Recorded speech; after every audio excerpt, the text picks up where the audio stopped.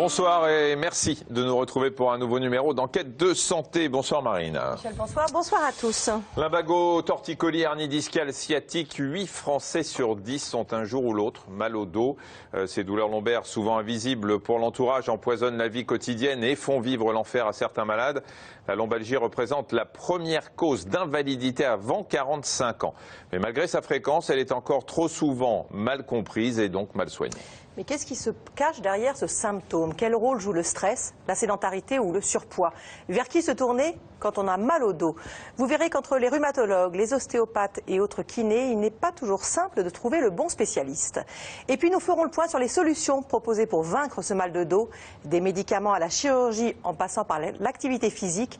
Quelles sont les méthodes les plus efficaces et surtout comment choisir la bonne technique? Nous allons donc en parler ce soir avec un documentaire suivi d'un débat. Nos invités attendent déjà vos questions que vous pouvez poser en utilisant comme d'habitude plusieurs moyens. Benoît, j'ai envie de vous dire bonsoir. Vous êtes bien aimable. Bonsoir Michel, bonsoir Marina, bonsoir. Moi aussi j'ai envie. Bonsoir Benoît. Moi aussi j'ai très envie de vous dire bonsoir. Bonsoir à tous. Question que vous pouvez nous envoyer dès maintenant, pendant le doc, pendant le débat, au 41 555 pour les SMS, via france5.fr ou allodocteur.fr. Vous pouvez aussi réagir ou discuter entre internautes sur les réseaux sociaux, soit avec le hashtag santéf5 pour Twitter, soit via nos pages Facebook. Et on répondra à un maximum de questions, comme par exemple celles-ci qui nous sont déjà parvenues. Quels sont les exercices ou les postures à adopter au quotidien, bureau, transport, course, afin de prévenir le mal de dos? Ou encore celle de Christine, qui est plus étonnante. Je fais de l'haltérophilie depuis 13 ans et j'ai un dos très musclé. Qu'en pensez-vous? Christine, elle a 63 ans. Et on aura même des démonstrations en direct, bien sûr, pour essayer d'avoir un peu moins mal au dos et bien se tenir. On se retrouve après la diffusion de Douleurs en dos majeur. Un bien beau titre, un documentaire signé Sarah Carpentier, Marc Lavastrou et Olivier Laporte.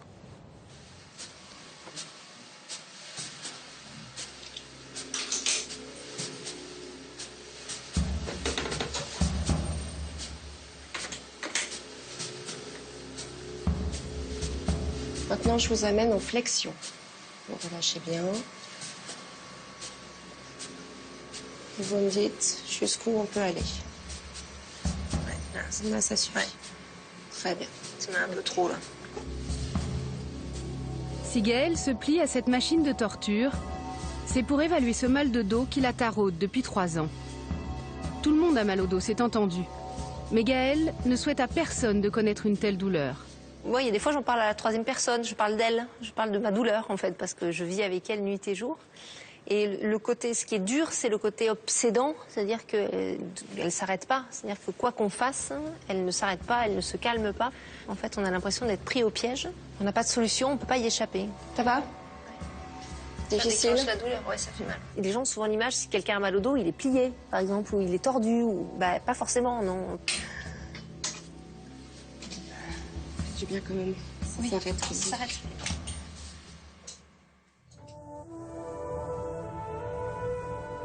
Il y a ceux pour lesquels le dos sera toujours un allié.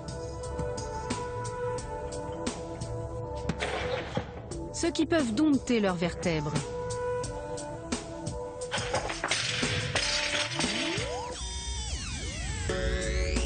Et puis il y a les autres, la majorité.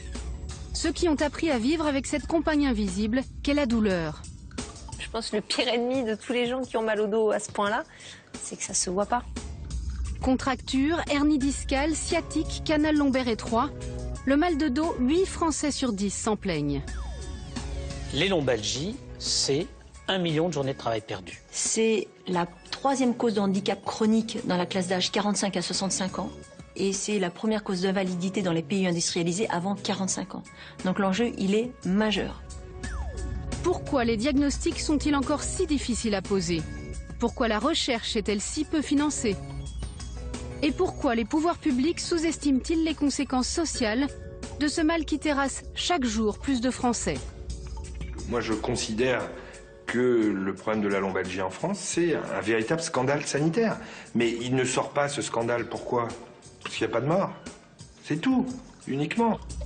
Le mal de dos, la France moderne a appris à vivre avec. Mais est-ce une fatalité?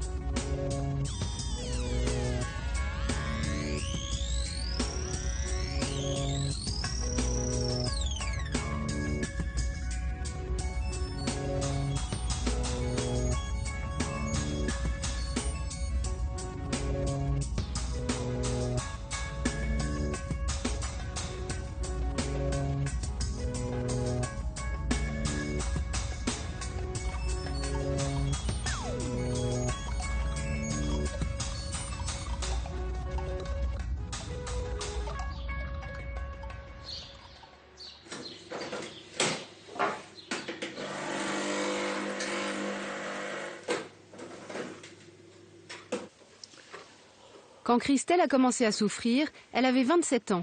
C'était il y a 5 ans. Depuis, chaque matin à 5 heures, un nouveau rituel accompagne le café. C'est quoi ça? C'est ma ceinture chauffante que j'ai mis en charge ma batterie toute la nuit. Et la ceinture, elle va me suivre toute la journée. Donc c'est une ceinture lombaire avec une batterie. C'est tous les jours comme ça? C'est tous les jours comme ça fait partie de vous.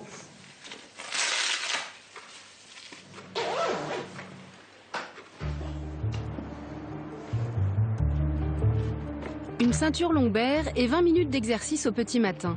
Pour supporter sa journée de travail, Christelle a dû apprendre à tromper ses grands mots avec des petits remèdes. Je marche assez vite pour tout décontracter le dos, enfin tout déverrouiller, on va dire. Avant une journée de travail, ça me fait du bien.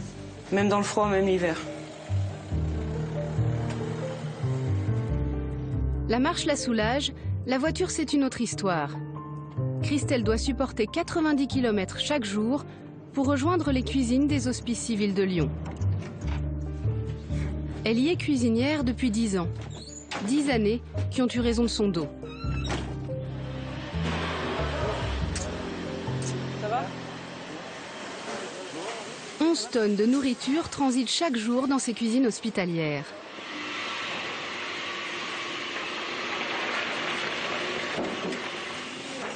Autrefois, Christelle enfournait ses plats de 5 kilos à tour de bras et à longueur de journée.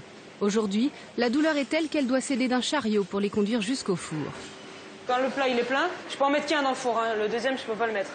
Je soulève un peu, je le mets dans le rail et je pousse. Les premiers ça va, à la fin de la journée ça va plus du tout. Et on n'a qu'une envie, c'est de se poser, quoi. C'est limite insupportable. J'attends ma reconversion avec impatience. C'est sa dernière semaine en cuisine. Christelle doit entamer une formation de secrétaire médicale. Ici, sa douleur lombaire lui interdit presque tous les gestes du métier. Mon collègue qui sort les bagues pour moi. Il y a des fois, on voudrait bien refaire sa journée sans rien demander à personne. Et des fois, c'est gênant. On se dit, avant, je pouvais, mais maintenant, je peux plus. Parce qu'on se sent vachement diminué, quoi. Le jour où la douleur a pris le contrôle de sa vie, Christelle s'en souvient dans les moindres détails. C'est le SAMU qui a dû venir la chercher. À l'occasion d'un geste anodin, ses lombaires ont déclaré forfait. J'étais ici, je faisais ma journée comme d'habitude. Et j'ai lavé une casserole, donc dans l'évier là-bas. Et le fait de me pencher, j'ai senti vraiment une douleur assez forte en bas de la colonne. Je me suis assis en salle de pause et j'ai pas bougé de ma salle de pause. Je sentais plus après, je sentais plus mes jambes et je pouvais plus bouger, quoi. J'en pouvais plus, j'étais pliée en deux. Je savais pas vraiment dans quelle position me mettre pour éviter de ressentir la douleur. C'est vraiment une douleur forte et ça fait peur. Quand vous sentez plus les jambes, ça fait peur. Les urgentistes ne trouvent pas de lésions, mais la douleur ne se résorbe pas. Elle s'installe même jusqu'à devenir récurrente. C'est ce qu'on appelle la lombalgie chronique, une douleur du bas du dos en continu pendant plus de 3 mois. La lombalgie, c'est un symptôme très fréquent, hein, puisque 80% de la population un jour dans sa vie va présenter une douleur lombaire. Quand on parle de lombalgie chronique, il faut savoir que là, on a affaire à une toute petite frange de la population. C'est seulement 10% des patients qui ont eu mal au dos qui vont devenir chroniques, mais ce sont des patients qui vont se retrouver en grande difficulté. Christelle entame alors un long parcours pour comprendre l'origine de sa douleur. Mais aucun spécialiste ne pose le même diagnostic. Là, on a envoyé promener à droite, à gauche. On vous donne même pas d'explication. À chaque fois, il fallait retourner voir le rhumatologue, qui vous faisait un courrier pour aller voir un chirurgien, parce qu'après, ils s'envoyaient tous la balle. Hein. Nous, limite, on est une balle de ping-pong. Hein. Et il y a des fois où vous vous sentez un peu seul quand même. Christelle finit par être opérée pour un affaissement des vertèbres. Mais la douleur n'a jamais totalement disparu. Pendant plus d'1 an, elle est restée sous morphine sans aucun diagnostic.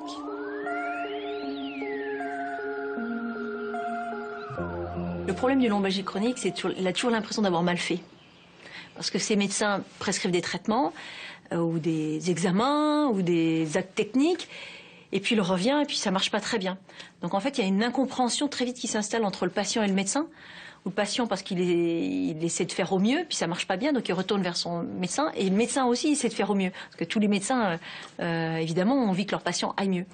Et il y a une incompréhension en disant, bon, pourquoi chez vous, finalement, ça marche pas? Pourquoi il y a un problème diagnostique? Il y a un problème diagnostique d'abord parce que c'est très peu enseigné à la faculté. Pourquoi? Parce que c'est pas noble. Ça intéresse personne, personne ne veut le faire.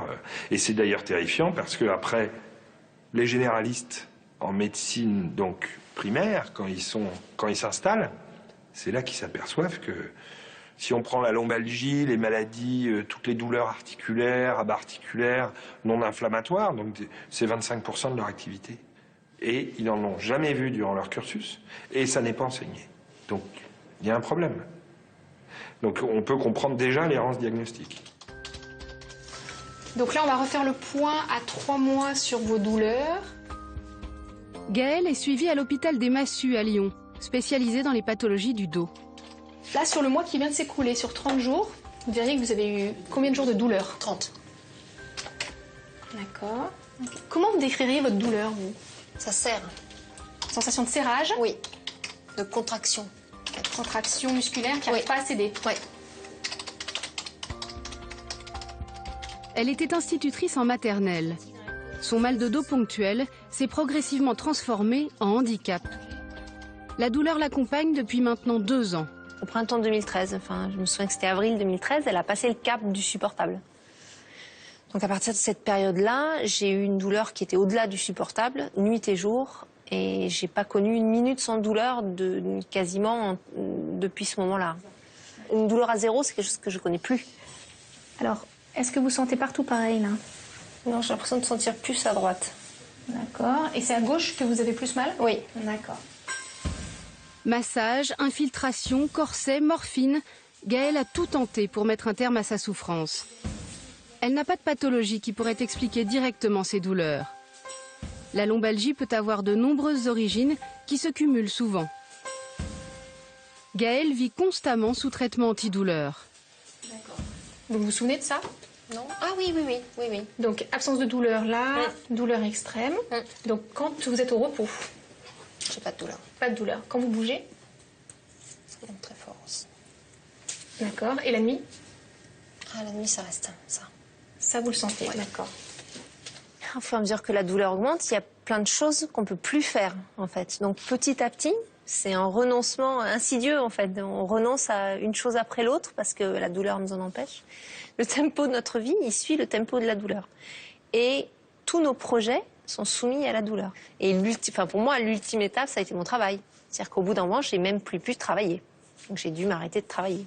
Alors que je m'accrochais à ça parce que c'était le dernier rempart de ma vie sociale et il s'est arrêté. Quand vous avez très mal, quelle est la position que vous avez envie d'adopter pour vous soulager, spontanément? D'accord. Ce qui est terrible, c'est que ça retentit énormément sur le psychisme et ils finissent inévitablement par être déprimés. Et alors là, c'est terrible parce que alors là, on va leur dire « Oui, non, mais en fait, vous avez mal au dos parce que vous êtes déprimé. » Alors ça, c'est le pire du pire. Alors que c'est pas vrai. Ils deviennent déprimés parce que ils sont douloureux chroniques et ils ont l'impression que on ne fait rien. Au niveau médical, on fait rien. Au niveau du travail, on fait rien. Au niveau de la société, on fait rien. Et c'est souvent, en plus, il y a pas mal de gens relativement jeunes. C'est pas des gens de 70 ans, hein.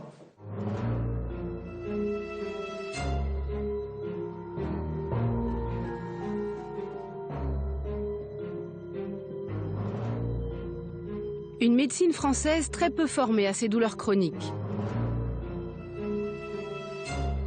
Des réponses médicales inadaptées ou trop spécialisées. En France, la lombalgie est souvent synonyme d'errance diagnostique. Et tant pis pour les 2 Français sur 3 qui connaîtront un jour ou l'autre une douleur lombaire. Car le mal de dos est profondément humain. Le déséquilibre serait même inhérent aux bipèdes que nous sommes. C'est en tout cas ce qu'affirme un homme qui, d'une certaine manière, nous a vu grandir. C'est un peu le Sherlock Holmes de l'ossature humaine. Gilles Aliadjouis est paléoanthropologue. Autant dire qu'il a quelques cadavres dans le placard. Je ne les connais pas par cœur quand même. Ici, si je fais le calcul par rapport au nombre d'églises et de nécropoles fouillées, on est entre 2000, plus de 2000, je dirais entre 2500 et 3000 squelettes. Il y a quelques lombalgiques parmi eux. À chaque fois, il y a des lombalgies parce que, de toute façon, ils ont travaillé quand ils étaient jeunes. Et donc, forcément, il y a des traces de lombalgie sur leur colonne vertébrale. Les ossements sont pour lui de grands livres ouverts dans lesquels se lit l'histoire de la posture humaine. Une histoire de fragilisation. Tout commence sans doute il y a 4 millions d'années, quand l'ancêtre commun des grands singés de l'homme s'est définitivement mis debout.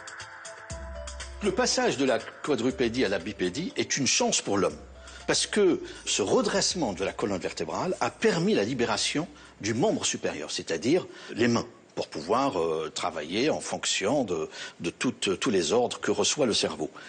Par contre, il a fragilisé la colonne vertébrale, et notamment les disques, parce que toute la charge gravitaire, elle est au niveau du bassin, et surtout au niveau des lombaires. C'est le fait qu'on soit bipède qui favorise la lombalgie?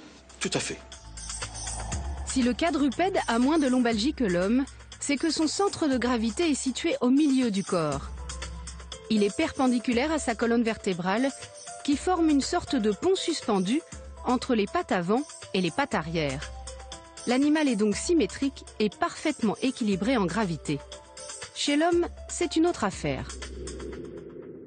Chez l'homme, comme il y a une verticalité vraiment totale, donc la ligne de gravité est parallèle à la verticalité de la colonne vertébrale. Donc il faut que la gravitation, la charge gravitaire, tombe 50-50 sur les deux côtés, ce qui est pratiquement impossible en se tenant sur nos pattes arrière quelque part, qui sont nos membres inférieurs. L'homme est donc toujours un peu asymétrique et tous ses points d'appui sont concentrés dans le bas du dos. C'est pour ça que notre courbure vertébrale est essentielle. Elle permet de répartir les charges. La courbure vertébrale, c'est la forme de notre colonne, une forme très spécifique à l'homme. Il y a la courbure cervicale, la courbure thoracique et la courbure lombaire. Des formes que l'on dit physiologiques, naturelles et qu'il est important de maintenir. Et le problème, c'est qu'en position assise, on ne maintient pas cette courbure. Assis, notre dos ressemble à celui du singe avec une courbure unique. La position assise contrarie notre squelette. L'homme occidental malmène sa colonne vertébrale. Il a une position assise en permanence qui n'est pas favorable à la colonne vertébrale, notamment à la jonction entre la colonne vertébrale et le bassin. Il y a une rupture d'axe et en mécanique, une rupture d'axe va entraîner des contraintes, c'est-à-dire des surcharges de pression, des surcharges d'effort et une usure progressive. Et cette absence d'équilibre fera qu'il y aura un vieillissement précoce à ce niveau-là.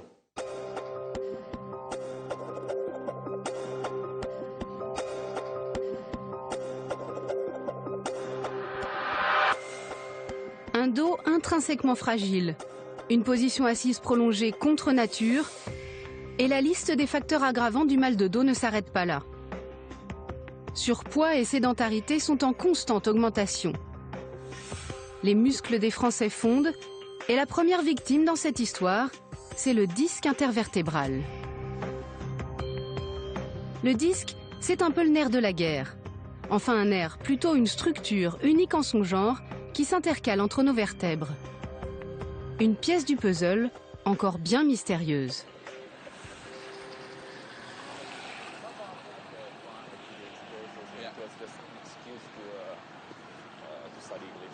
Pour percer ces mystères, ces deux chercheurs italiens et australiens ont leurs informateurs. Leur enquête commence immanquablement par une visite chez le boucher. Bonjour. Bonjour monsieur. Bonjour. Vous allez bien? Très bien, vous? Ça va. Queue de bœuf? Petite queue comme d'habitude? C'est une queue de bœuf qui pour une fois ne finira pas en pot-au-feu ou en terrine. Et vous savez ce qu'il en fait de la queue de bœuf? Ouais, il m'a dit que c'était pour des expériences au niveau des disques, pour voir pour plus tard, sur l'être humain. Voilà, c'est tout ce que je suis au courant. Après la dissection, on n'a pas trop envie de manger ce qui reste, non. comment une pièce de viande pourrait-elle nous aider à comprendre les secrets de nos disques? C'est la même dimension, la structure est très similaire. Donc on utilise souvent la queue de bœuf ou la chèvre. Et voilà. Et avec ceci? Bah, c'est tout. Hein. Comme d'hab, on laisse comme ça? On laisse comme ça sans la toucher, oui. Ça marche. Tenez. Merci. De la boucherie à l'abattoir, il n'y a qu'un pas. Un ancien abattoir devenu laboratoire de biomécanique humaine. C'est ici que Clayton s'attaque à la dissection de la queue de bœuf. Au milieu de tout ça, nous avons la colonne vertébrale. Et on doit enlever tous les muscles et les tissus pour l'atteindre. Mais le boucher va bien plus vite que moi. Si Clayton prend tout son temps, c'est pour ne pas abîmer son objet d'étude. Le disque, c'est ce tissu mou qui est situé entre les vertèbres et qui donne la flexibilité à la colonne.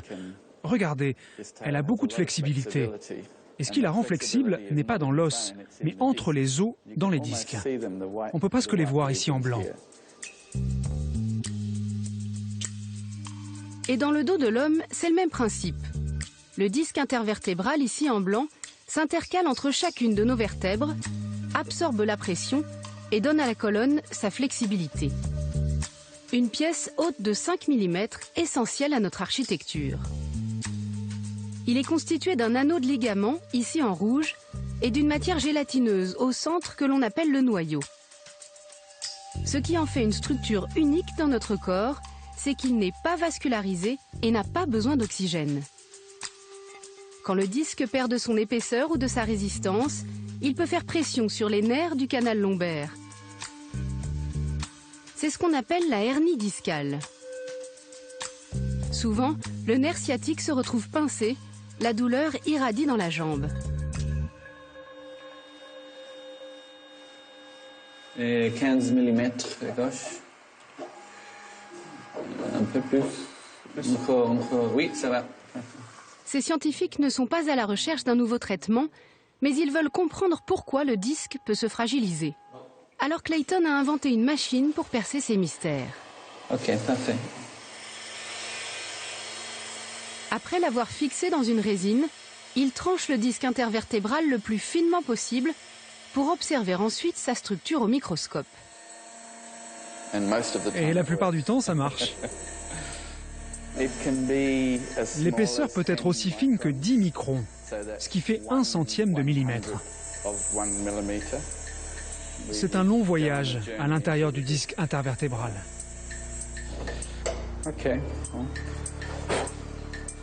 C'est bien, c'est joli.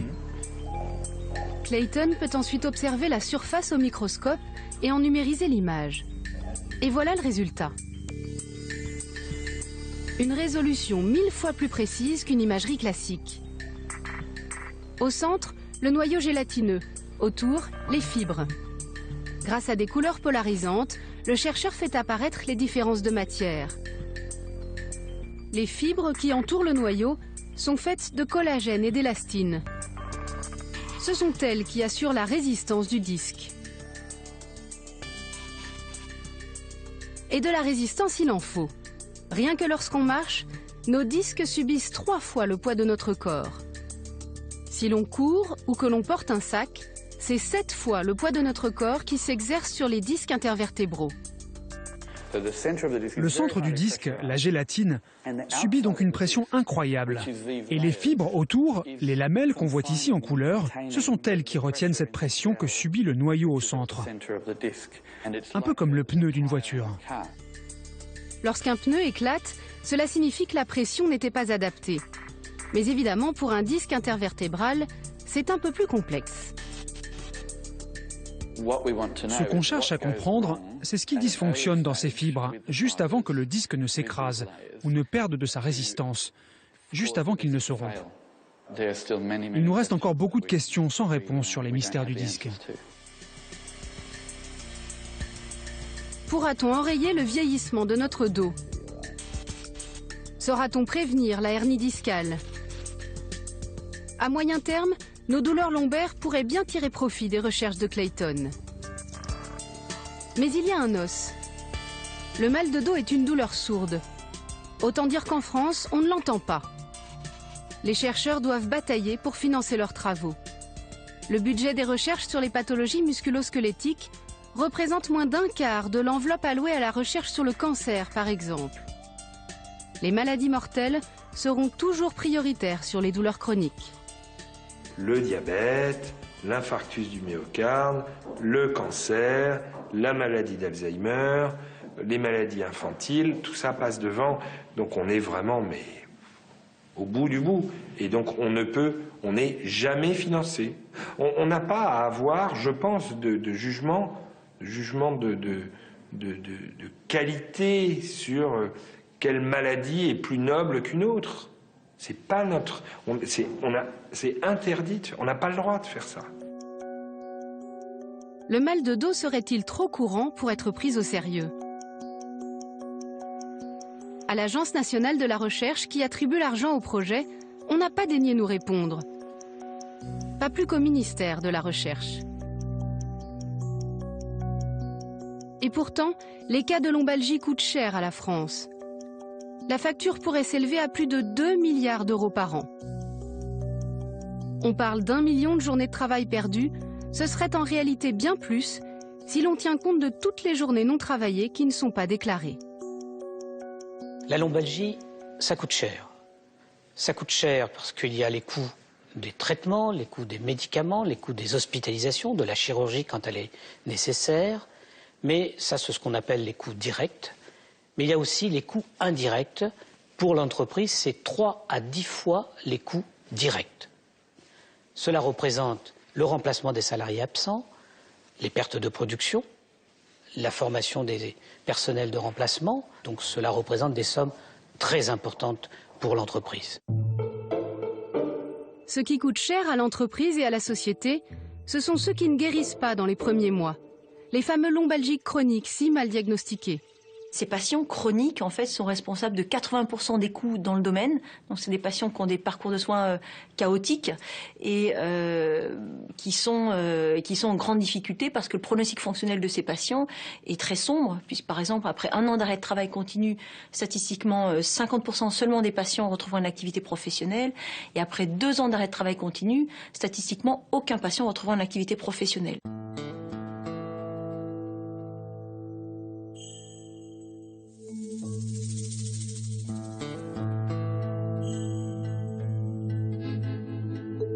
Le mal de dos coûte cher, il est mal interprété, il est aussi mal prévenu dans le monde du travail.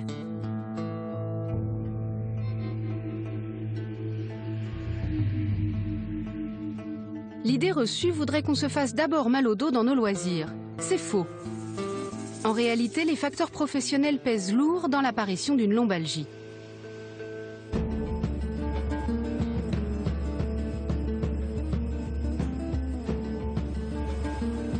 À Air France, le mal de dos est dans toutes les têtes. 30% des accidents du travail sont dus ici à des douleurs lombaires. Chaque agent de piste manipule 4000 tonnes de colis par an. Avant la mise en place d'un programme de prévention original, le nombre d'arrêts de travail liés au dos décollait au même rythme que les avions sur la piste. Steve charge les soutes des longs courriers. Voilà seulement 6 mois qu'il est agent de piste. Et ce métier, pour lui, c'était la réalisation d'un rêve.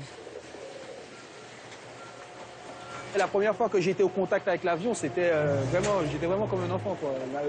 Il était quoi, il devait être 6h30 du matin et il y avait un peu de brume. D'habitude, on est en tant que passager et de voir comme ça et de voir l'avion différemment, quoi. Quand les automates fonctionnent, le dos de Steve est plutôt préservé. Mais lorsqu'un rouage coince, ce sont ses vertèbres qui prennent le relais.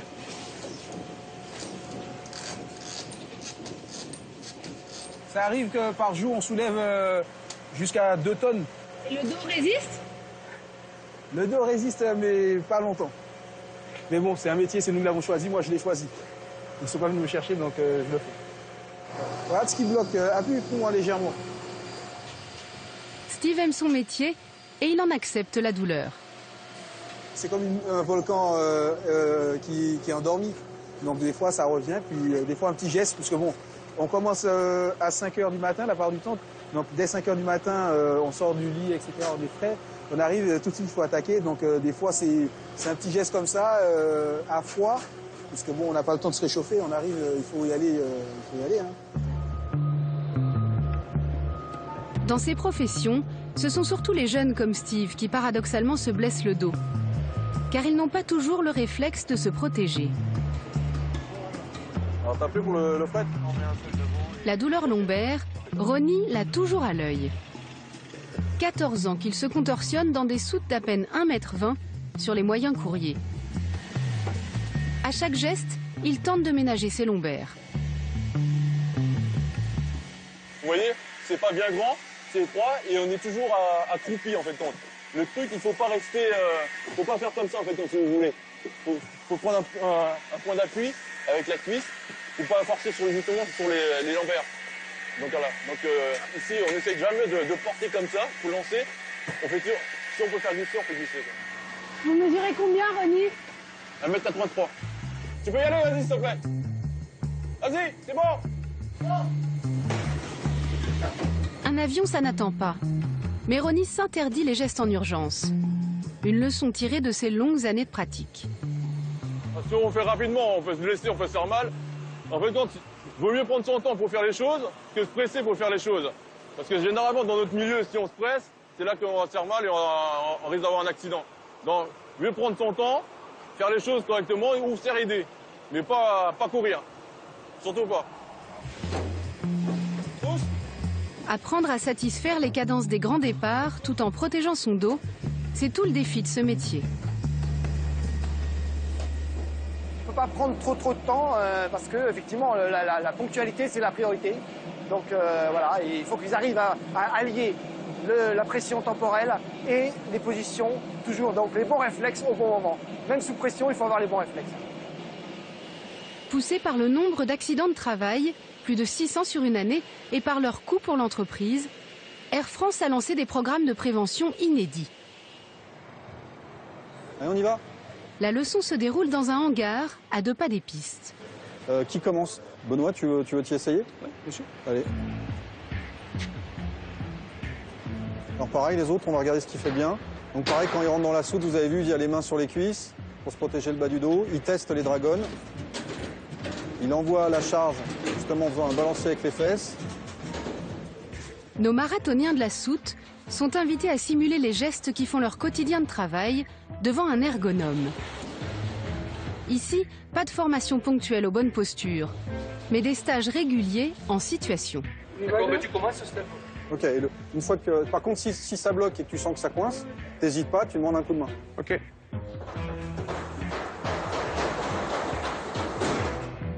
Donc en flexion de genou, toujours en chevalier servant.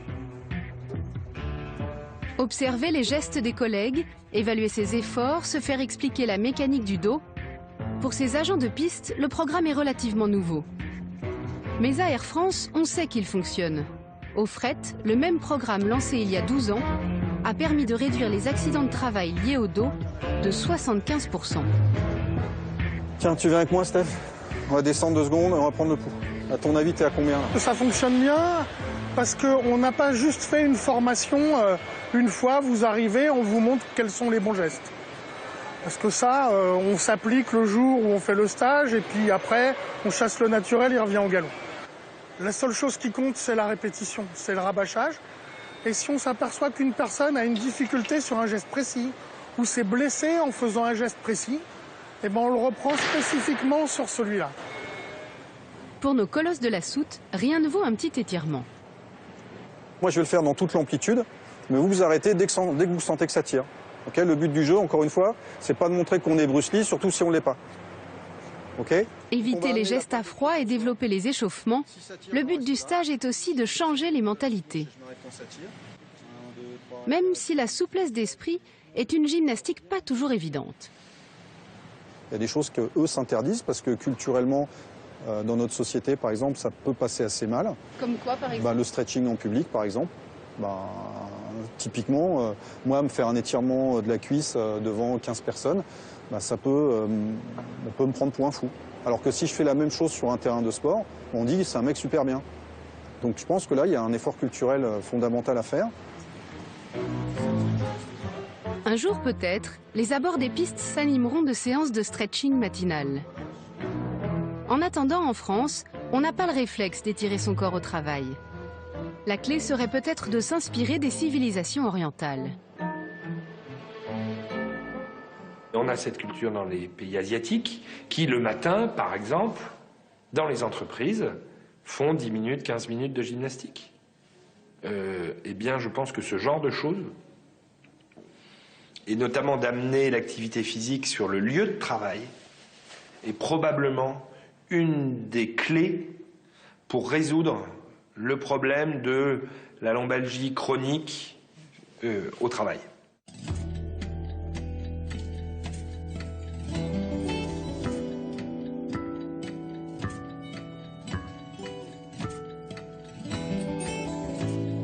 Qui ne sait pas prévenir doit se préparer à guérir. La chirurgie est une réponse, même si elle est loin d'être aussi miraculeuse qu'on ne le croit. Les hernies discales, par exemple, ne se règlent presque plus sur une table d'opération. On sait désormais que la plupart se résorbent naturellement ou avec des anti-inflammatoires. Aujourd'hui, on n'en opère plus que 2 sur 10 en moyenne. Il y a quelques décennies, les chirurgiens avaient la main plus lourde. Sylvie en a fait les frais. Elle a subi toute sa vie une succession de hernies discales pour lesquelles on lui a toujours proposé des opérations. La première, en 1993, marque le début d'un long parcours de souffrance. Après les chirurgies, j'étais très douloureuse. Donc j'ai bénéficié d'un traitement d'immobilisation par corset. Je suis restée pratiquement 20 ans immobilisée nuit et jour. Avec un corset? Avec un corset. Non, ça devait aller. Normalement, je devais reprendre mon travail 3 mois après la première chirurgie. Je devais revivre une vie tout à fait normale après la première opération. Et ça s'est jamais passé? Ça s'est jamais passé. Je suis en invalidité depuis 1995. Depuis ces opérations, Sylvie ne peut plus s'asseoir. Elle est condamnée à vivre couchée ou debout. Personne ne sait pourquoi toutes ces interventions ont échoué. Si elle commence aujourd'hui à s'en sortir, c'est notamment grâce à son acharnement à nager 3 km chaque jour depuis 5 ans. Mais ses premières longueurs ont relevé du calvaire. C'est en souffrant énormément. Je me suis battue pendant 3 ans. Et petit à petit, les douleurs ont commencé à diminuer, ce qui m'a encouragée à continuer, à poursuivre. Et voilà pourquoi aujourd'hui je vais beaucoup mieux, quoi. Aujourd'hui, vous avez plus de corset? Non. C'est une victoire, ça. C'est une victoire, ça. Ouais. Une opération mal indiquée peut aggraver une pathologie. Le professeur Vital le sait bien. Il est l'un des spécialistes de la chirurgie du rachis. Pour lui, l'opération doit rester un dernier recours quand toutes les autres solutions ont échoué. Désormais, les indications chirurgicales sont plus précises et moins systématiques qu'autrefois, notamment grâce à l'imagerie. Oui, les choses ont changé, on est plus prudent, on connaît mieux l'évolution naturelle des hernies. On a une imagerie qui est très précise, encore une fois, donc qui permet de faire des chirurgies très localisées, mini-invasives, c'est le terme utilisé actuellement. On arrive à parfaitement savoir où il faut aller pour décomprimer, parfois pour stabiliser. La grosse évolution, c'est surtout l'appréciation des lésions grâce à l'imagerie, qui nous permet de faire des choses très précises et très localisées.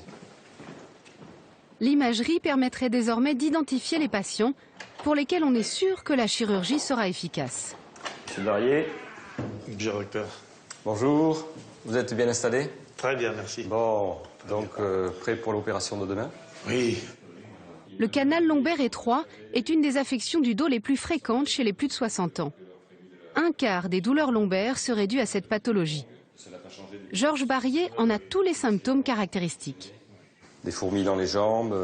Oui, et dans la sensibilité qui se que je draine depuis le bassin jusqu'en bas des jambes. Voilà, et qui s'aggrave quand vous marchez. Et qui s'aggrave. Je ne peux pas marcher plus longtemps que 400 mètres. 400 mètres. Donc vous rappelez que l'IRM montrait un retrécissement du canal entre la 4e et la 5e lombaire, peut-être un petit peu au-dessus. Oui. Donc le but de l'opération demain, ça va être d'élargir ce canal avec des instruments spéciaux. Le canal lombaire, c'est le conduit qui est à l'intérieur de la colonne. C'est de là que partent les fibres nerveuses de tout le corps. Le bas de la colonne contient les nerfs de la motricité et de la sensibilité des jambes. Avec le vieillissement, de l'arthrose se forme sur les vertèbres et comprime ces nerfs. La douleur irradie du bassin jusqu'au doigt de pied.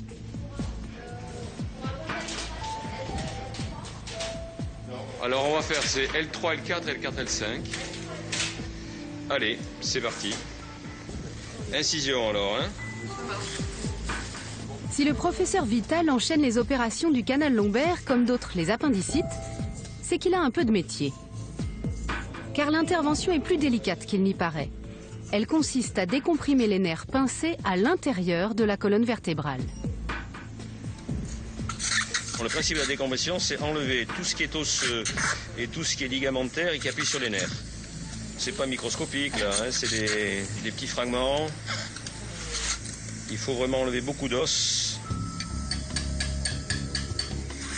Une fois les excroissances d'os enlevées, le chirurgien atteint le canal lombaire, le siège de tous les nerfs. Là, on rentre tout doucement avec la spatule dans le canal. On a vu que si on appuie un peu trop sur les nerfs, on va avoir une contraction musculaire qui apparaît, ce qui est évidemment à ne pas répéter trop souvent. Ça veut dire que les nerfs ne sont pas loin du tout, hein. Ce qu'on voit en blanc ici au milieu, sous l'instrument du chirurgien, c'est la dure-mère, la membrane qui protège le système nerveux central. Pince à disque.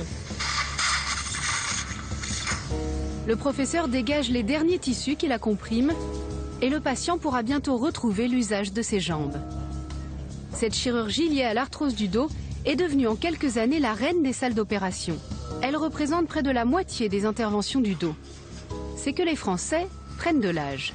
La chirurgie, en fait, elle se développe du fait du nombre de patients qui est de plus en plus important, hein, patients vieillissants mais actifs, qui veulent absolument continuer à pouvoir marcher tranquillement sans être gênés, sans être obligés de s'arrêter tous les 50 mètres. Donc c'est certainement la durée de vie et à la fois les désirs des patients qui font que cette chirurgie est extrêmement fréquente. Donc là, l'opération est terminée. Pour ces affections précises du dos, la chirurgie sait désormais apporter une réponse. Mais la plupart des lombalgiques chroniques ne passeront pas par la salle d'opération.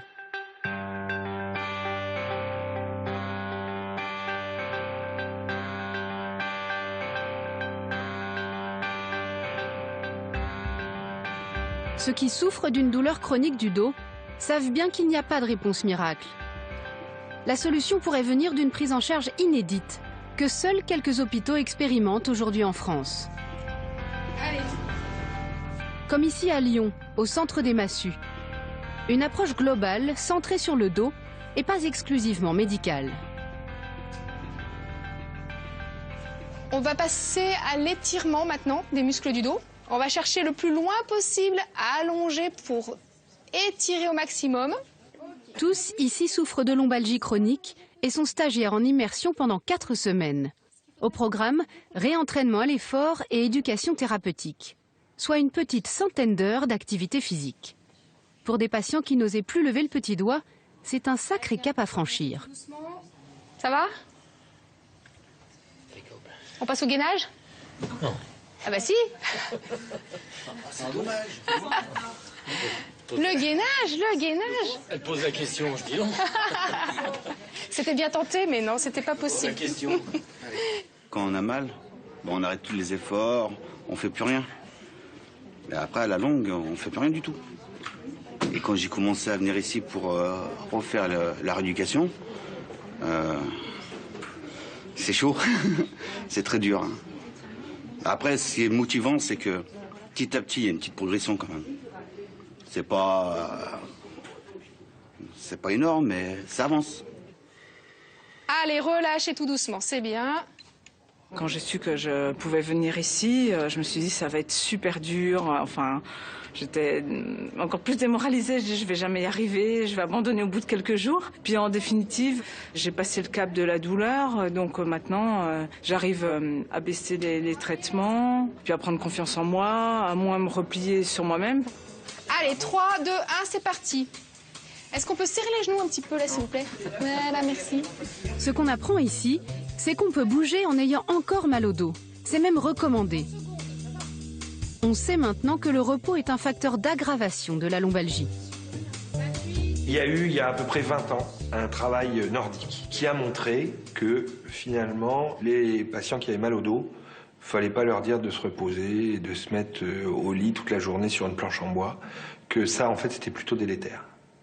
Alors qu'on avait, c'était une croyance, aussi bien des patients que des médecins, que le repos, c'était la solution. L'originalité ici, c'est que cette rééducation va de pair avec des ateliers thérapeutiques. Le docteur Chaléa anime celui sur les circuits de la douleur. Comprendre comment la douleur perturbe leur cerveau, c'est déjà briser le cercle vicieux propre à la lombalgie chronique. Il y a des douleurs qui peuvent rester en mémoire, qui vont se mémoriser. Même si vous avez été opéré, vous avez un bon équilibre, etc., vous allez avoir un dysfonctionnement de vos systèmes de contrôle. Le profil des patients qui arrivent chez nous aujourd'hui sont des patients qui sont déconditionnés sur le plan physique, qui ne bougent plus, qui ont une phobie importante au mouvement, qui ont des croyances très dysfonctionnelles par rapport aux problèmes de dos, en pensant qu'ils ne peuvent plus faire d'activité physique, qu'ils ne pourront plus retourner à leur travail, qui ont des conditionnements émotionnels sévères, qui ont des réactions, des anxiétés réactionnelles importantes, parfois ils sont en dépression, qui sont en rupture sociale importante, et donc des patients en très grande difficulté. Et l'entourage alors, à ce moment-là ? L'entourage, moi je sais que de mon côté, il n'y a pas une grande compréhension de mon entourage. Après, je vis tout seul. Bon, j'ai mes parents qui sont pas loin de chez moi, mais c'est vrai qu'eux, ils comprennent pas du tout, quoi. Bien sûr. Ça fait 3 ans que je suis dans cet état-là, et ils ont du mal à comprendre. Mais comment ça se fait que tu boites encore mais pourquoi t'as pas encore repris le boulot? J'ai dit, écoute, j'ai mal, je peux pas, quoi. Ok. Un petit avatar, là, c'est là où vous en êtes. Le travail, c'est la première victime du mal de dos. Tous sont en arrêt de travail et rêvent de reprendre une activité. Pas facile quand on exerce un métier manuel pour lequel le dos ne fait plus l'affaire. Les médecins du travail et les médecins conseils vont vous dire « Oh, bah faites un travail administratif ». Voilà. Question que je pose à Catherine, comment savez-vous vous servir d'un ordinateur? Catherine, la lombalgie n'est pas qu'une affaire de médecine. On sait qu'en cas d'arrêt prolongé, les lombalgiques n'ont qu'une chance sur 2 de retrouver leur emploi. L'atelier Retour au travail de l'hôpital des Massues est là pour les guider dans les méandres de la reconversion. Qu'est-ce que vous faites? Là, j'étais boulanger, mécanicien auto, transporteur, livreur. Et le dernier job? Électricien. Ah oui, c'est ça. Électricien dans le bâtiment. Pardon, oui, c'est ça. Et vous aimeriez vous reconvertir? Ouais. Vous avez une idée? Pas du tout. Ah. Ici, on fortifie la confiance autant que les lombaires. Car on sait que le soulagement passe aussi par la réinsertion. C'est l'originalité de cette approche. Et elle ne s'arrête d'ailleurs pas là. Je reste bien droit, le dos bien droit, je gaine bien. Allez, c'est parti. 1, 2, 3, 4, 5, 6. Sylvie, que la natation avait sauvé des ratés de la chirurgie, porte ici une autre casquette. Elle est ce qu'on appelle patiente experte. Ose bien souffler. Un patient expert, c'est un malade chronique qui va mieux et qui fait profiter les autres patients de son expérience. Un relais du médecin, en quelque sorte. Quand un médecin demande à un patient de refaire de l'exercice au travers de la douleur, le patient a du mal, je pense, de comprendre. Le médecin n'a pas forcément vécu ce problème de lombalgie, alors qu'un patient expert qui explique son parcours et qui bouge avec les patients dans l'eau, je pense que le message passe beaucoup mieux. Allez, talons de fesses, on souffle bien.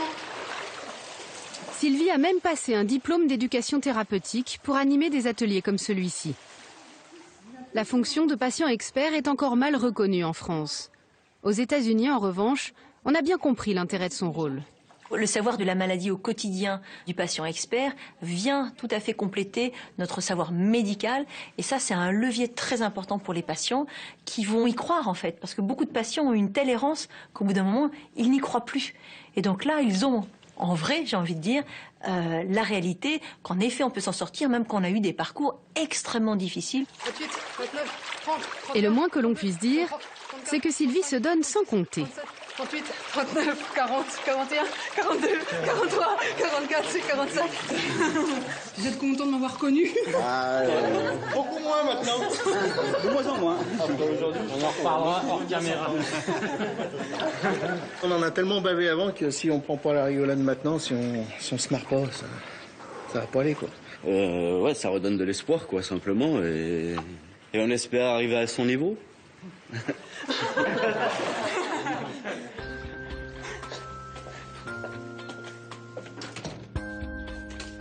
Madame Richardet, comment allez-vous? Ça va bien. Alors, qu'est-ce qui s'est passé depuis ces 3 mois? C'est plein de choses. Gaëlle, l'institutrice, est passée par le stage de l'hôpital des Massues il y a maintenant 3 mois. Une expérience, dit-elle, qui a transformé son quotidien. Les traitements médicamenteux, parce que c'était un problème pour vous, oui. si vous étiez sous morphine depuis... Plusieurs semaines quand je suis arrivée. Ouais. D'accord. Okay. Donc j'en prends plus. D'accord. Plus de morphine. J'ai simplement le tramadol maintenant. Ok, très bien. Sur le plan des activités physiques? Alors j'ai continué après être venue ici. Donc je vais 2 fois par semaine. Je fais 2 heures d'activité physique 2 fois par semaine. Très bien. Si la douleur de Gaëlle n'a pas totalement disparu, elle est devenue plus tolérable. La reprise de l'exercice, le bon dosage des médicaments y sont pour quelque chose. Les rencontres fortuites au cours du stage aussi. Le premier plan sur lequel ça m'a apporté quelque chose, c'est le plan psychologique. Ça rompt l'isolement en fait, dans lequel on se trouvait, parce qu'on se retrouve avec des gens qui vivent la même chose que nous. Donc quand on se parle, on se rend compte qu'on a les mêmes angoisses, qu'on a les mêmes peurs, qu'on vit avec la même douleur, qu'on a les mêmes difficultés. Et l'isolement se rompt en fait d'un coup. C'est en une journée, la fin de 1 an et demi, 2 ans d'isolement total en fait. Sur le plan du travail, j'ai repris. J'ai repris mon travail il y a 15 jours, donc j'avais été arrêtée 1 an quand même. Oui. J'ai repris donc à temps partiel, je travaille que 2 jours par semaine. Oui. Et ça tient bien. Après voilà, il ne faudrait pas plus de 2 jours parce que mon dos souffre quand même pas mal. Oui. La plus belle victoire de Gaëlle sur sa douleur, c'est bien celle-ci. Retrouver ses élèves après 1 an d'absence. Ça c'est important. Ça c'était, enfin j'ai eu l'impression de remonter dans le train. Voilà, j'étais descendue il y a 1 an et j'ai eu vraiment l'impression de remonter dans le train et j'ai dit autour de moi quand j'ai repris, j'ai dit mais en fait je suis de retour dans le monde des vivants, quoi. J'avais l'impression de nouveau faire partie du monde, quoi, alors que depuis 1 an j'étais exclue de ce monde-là, quoi.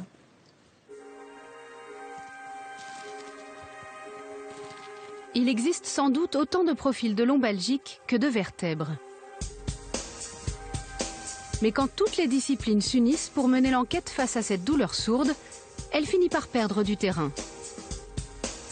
Et c'est finalement ce que beaucoup de spécialistes réclament. Des centres pluridisciplinaires dédiés aux pathologies du dos dans chacune des régions de France. Les malades chroniques du dos n'en finissent plus d'attendre. Merci beaucoup d'être avec nous en direct pour cette soirée consacrée au mal de dos. Le débat, donc tout de suite. Alors vous allez voir, on est avec 4 experts qu'on va vous présenter dans quelques instants pour parler du mal de dos. Mais on aurait pu en fait inviter une dizaine de spécialistes sur ce sujet. Des médecins du travail, des acupuncteurs, des généralistes, des radiologues, des posturologues, des kinés, des chiropracteurs, des ostéopathes, des rebouteux, des ergothérapeutes. On aurait pu inviter plein de spécialistes. On n'avait pas assez de chaises, en fait. C'était ça. On n'avait pas assez de place. Je ne sais pas si vous me cassez pas dans mon... Ah zut. Mon élan là. Pardon. Bon, c'est pas grave. Ah, il y avait, pardon. Il y avait la suite. Il y avait la suite. Docteur Sophie Pouplin, bonsoir. Bonsoir.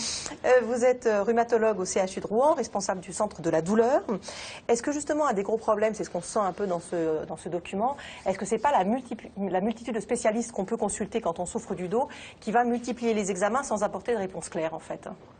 Effectivement, je pense que ça peut être, c'est pas forcément un problème, mais ça veut dire que le patient qui a mal au dos depuis plusieurs mois, on se met bien dans cette situation-là, va se trouver démuni et donc il va faire appel à tout ce qui peut Et donc, il va aller voir son médecin généraliste qui, lui, va vouloir l'aider, va lui programmer des examens et va l'adresser vers un rhumatologue, un neurochirurgien, un chirurgien orthopédique ou, à terme, un médecin rééducateur.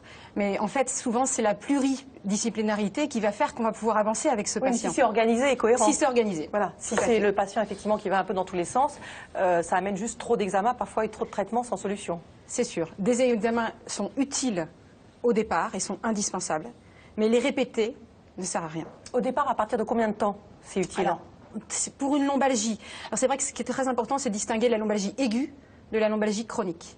Dans la lombalgie aiguë, on sait que l'évolution va être en général favorable. Et on sait que ça va être très important d'agir à ce moment-là, de façon très directe et très puissante avec nos médicaments et avec notre discours. Puisque l'information, c'est-à-dire réassurer le patient pour lui dire que ce n'est pas une maladie grave qui lui arrive là, ça va être la première chose à faire. C'est-à-dire qu'on ne fait pas une IRM d'emblée. Exactement. Et dans les 6 semaines, si l'évolution n'est pas favorable, effectivement, on va faire une radio, une IRM et un bilan biologique en général. Alors, docteur Chalette-Valaillé, bonjour, bonsoir. Bonsoir. On vous a vu dans le... On vous a vu... Parce que j'ai dit bonjour. Oui, mais c'est bien, il n'y a pas d'heure. S'il n'y a pas d'heure, de toute façon, on était là tout à l'heure. On est là du matin au soir, je ne sais plus quelle heure il est. Demain, donc il n'y a pas de souci. Voilà, je rappelle que vous êtes médecin de médecine physique et de réadaptation. Alors, autre chose de marquant dans ce documentaire, c'est les témoignages de Christelle et de Sylvie qui ont passé des années à souffrir sans jamais connaître l'origine de leur douleur. Et je pense qu'il y a pas mal de téléspectateurs qui sont dans ce cas-là. Cette errance diagnostique, c'est quelque chose de fréquent pour le mal de dos. On n'arrive pas à mettre une étiquette? Voilà, cette errance diagnostique, en effet, elle s'explique tout à fait parce que la lombalgie, tout d'abord, c'est un symptôme. C'est pas une maladie. C'est comme si on disait la toux. Qu'est-ce qu'il y a derrière? En fait, il y a plein d'entités de patients extrêmement différents. Et il y a eu quand même des révolutions ces dernières années dans le domaine biomédical, justement pour caractériser ces patients, mais c'est encore peu connu. Par exemple, il y a eu de la révolution dans la génétique. On sait aujourd'hui que, par exemple, pour la dégénérescence discale et pour beaucoup d'origine génétique, mais aussi des révolutions dans le domaine de l'imagerie, comme ça a été dit dans le reportage. L'IRM, qui a permis à un stade plus avancé d'identifier certaines formes de discopathie très inflammatoires avec des traitements particuliers.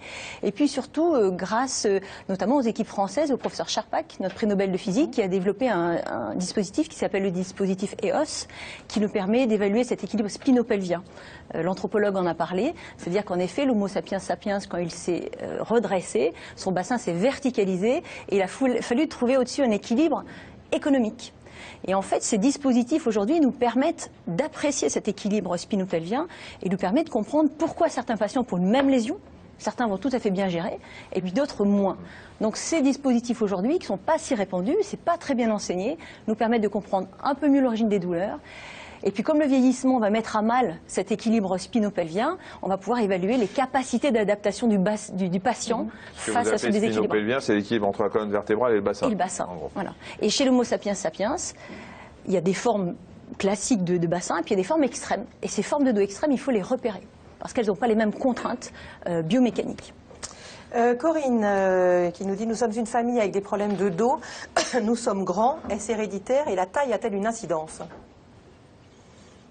Alors, il y a des facteurs génétiques, on vient de le dire déjà, effectivement, et effectivement, la recherche avance beaucoup dans ce domaine. Est-ce que c'est surtout des facteurs en fait d'équilibre sagittal qui sont des facteurs qui vont intervenir sur notre posture, hein, on en a parlé un petit peu tout à l'heure dans le film. Ça veut dire que si on est grand, qu'on se tient bien et qu'on a des muscles, etc., ça pose pas de problème. Exactement.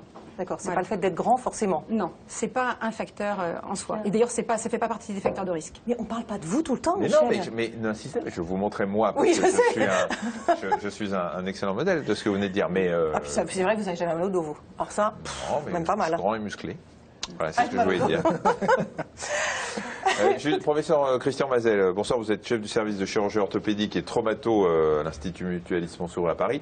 Est-ce que vous recevez des familles, alors vous opérez beaucoup, parce que vous êtes chirurgien. Ou vous opérez pas, surtout, il ne faut pas opérer. C'est votre métier. Ou vous refusez d'opérer, on va en parler. Ce qui n'est pas toujours le plus facile. Non.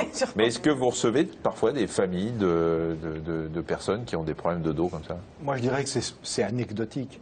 C'est-à-dire, de temps en temps, on va avoir effectivement plusieurs personnes de la fratrie ou éventuellement dans les parents, enfants, mais ce n'est pas quelque chose de classique. Non, je ne crois pas qu'on ait ça. On le voit dans les déformations. dans la scoliose. C'est une maladie qui peut être héréditaire, effectivement. Mais non, ce n'est pas quelque chose qu'on va avoir souvent. Après plusieurs lumbagos aigus, est-ce que je risque un jour d'avoir une lombalgie? Stéphane Cascuat, bonsoir. Bonsoir. Vous êtes médecin du sport, vous allez dans quelques instants nous faire des démonstrations et nous donner plein de conseils.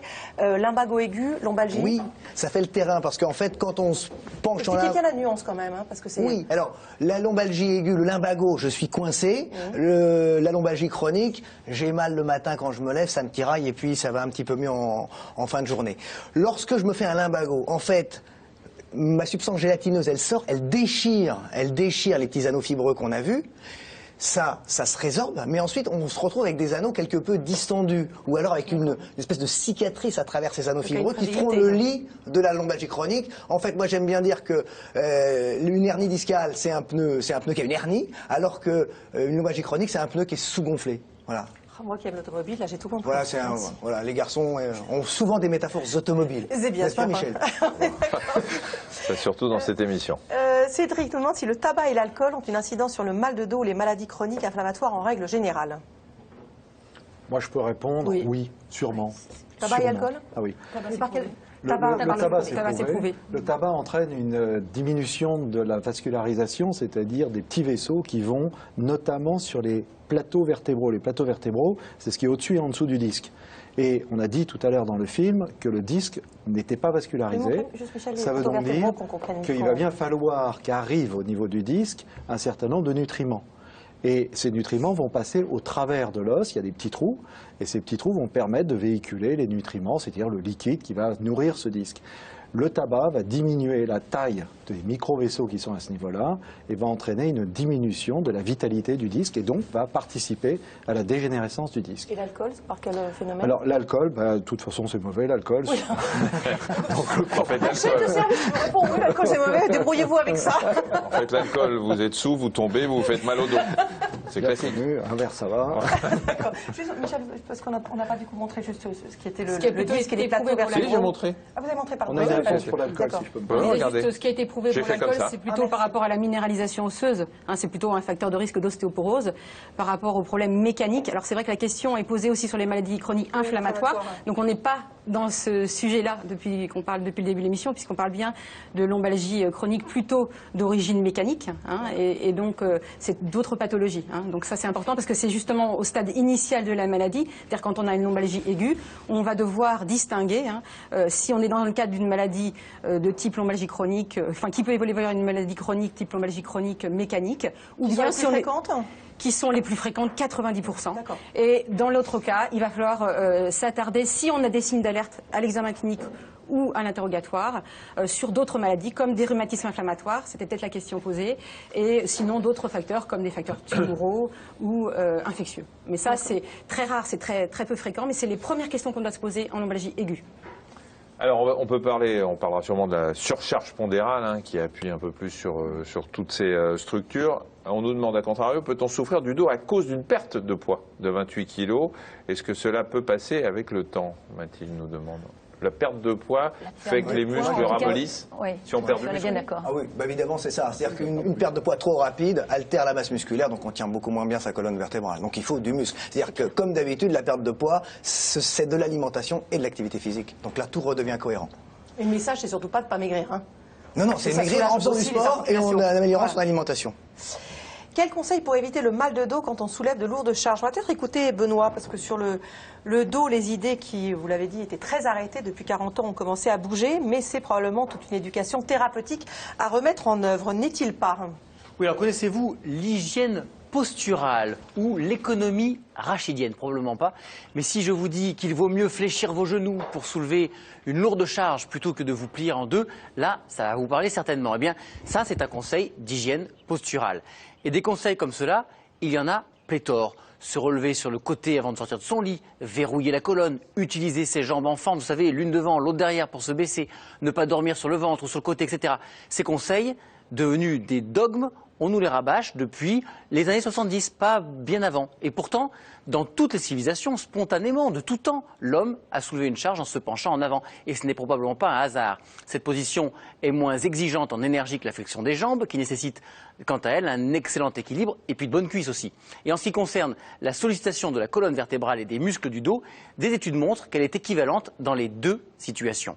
L'hygiène posturale serait donc inutile et basée sur des postulats désuets. Alors beaucoup de choses seraient à revoir, selon certains spécialistes, dans l'approche du mal de dos. Les auteurs de cet article, par exemple, publié dans la revue médicale suisse, n'y vont pas par quatre chemins. En s'appuyant sur les nombreuses études scientifiques publiées sur le sujet ces dernières années, ces médecins affirment, 1, qu'il n'y a pas de lien entre l'apparition d'une lombalgie et la profession exercée, quelle qu'elle soit, que les cours de manutention, que l'éducation en bonne posture ne sert à rien, que les écoles du dos, qui ont fleuri un peu partout en France et partout en Europe, dans le monde, ont aucun effet durable à moyen terme, et enfin, que seule la pratique d'activité physique régulière a un effet préventif. On peut donc, il faut même, concluent les auteurs, se comporter avec son dos comme on le souhaite, adopter les positions qui nous sont le plus confortables, mais surtout éviter de mettre en pratique des conseils anxiogènes qui vont avoir pour résultat d'augmenter les attitudes inquiètes, l'hypervigilance des personnes douloureuses, qui auront toujours peur de se faire mal et qui en viennent à ne plus bouger ou alors qu'avec d'immenses précautions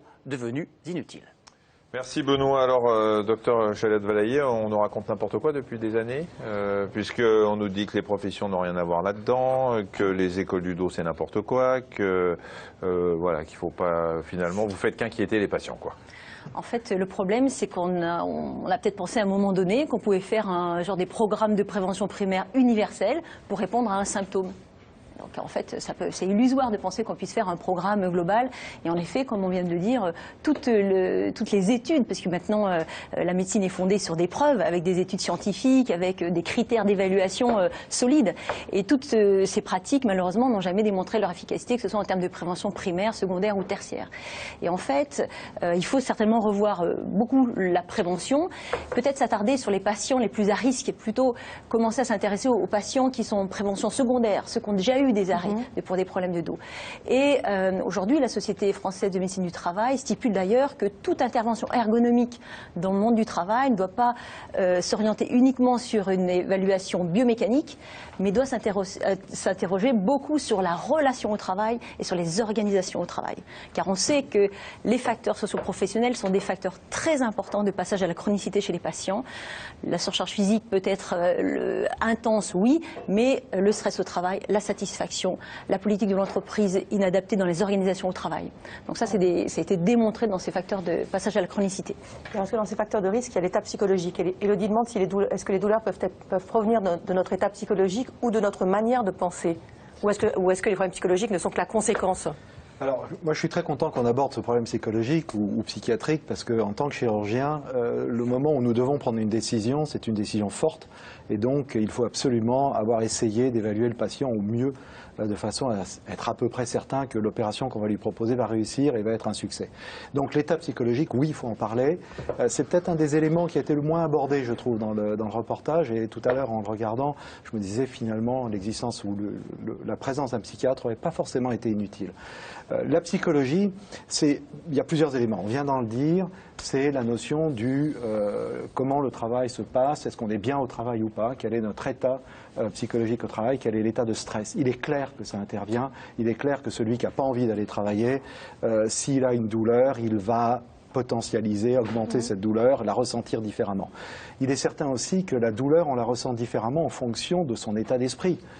C'est une des choses que j'explique fréquemment à mes patients en leur disant que s'ils sont en forme et qu'il fait beau et que tout leur réussit, une douleur ressentie qui serait le fait de s'écraser le doigt par exemple dans une porte de voiture, on va le supporter très différemment si on est au contraire licencié, que les malheurs de la terre nous tombent sur la tête. Donc je crois que la perception de la douleur est psychologique.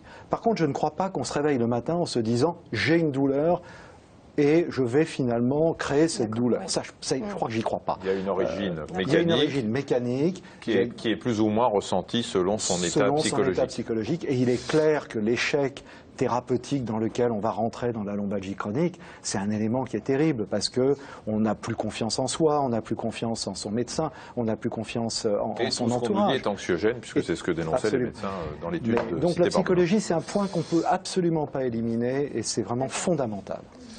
On demande à quand des bureaux adaptés aux salariés et non l'inverse. Alors, Stéphane Cascua, on va voir avec vous qu'on passe en moyenne 8 heures assis à notre bureau, que ça a des conséquences néfastes parce qu'on n'est pas fait pour ça. C'est ça le problème.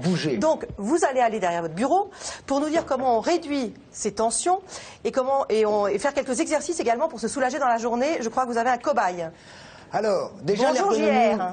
Bonsoir JR. Bonsoir. L'ergonomie de base, on ne s'effondre pas sur son dossier. On s'avance un petit peu, histoire de profiter de la convexité des chaises habituelles de bureau, histoire de mettre le genou un petit peu sous la hanche et de reproduire ainsi, des deux côtés, les courbures dont on a parlé qui sont physiologiques et qui permettent d'amortir. Du coup, allez, on ajuste un tout petit peu la taille pour se retrouver, c'est bon.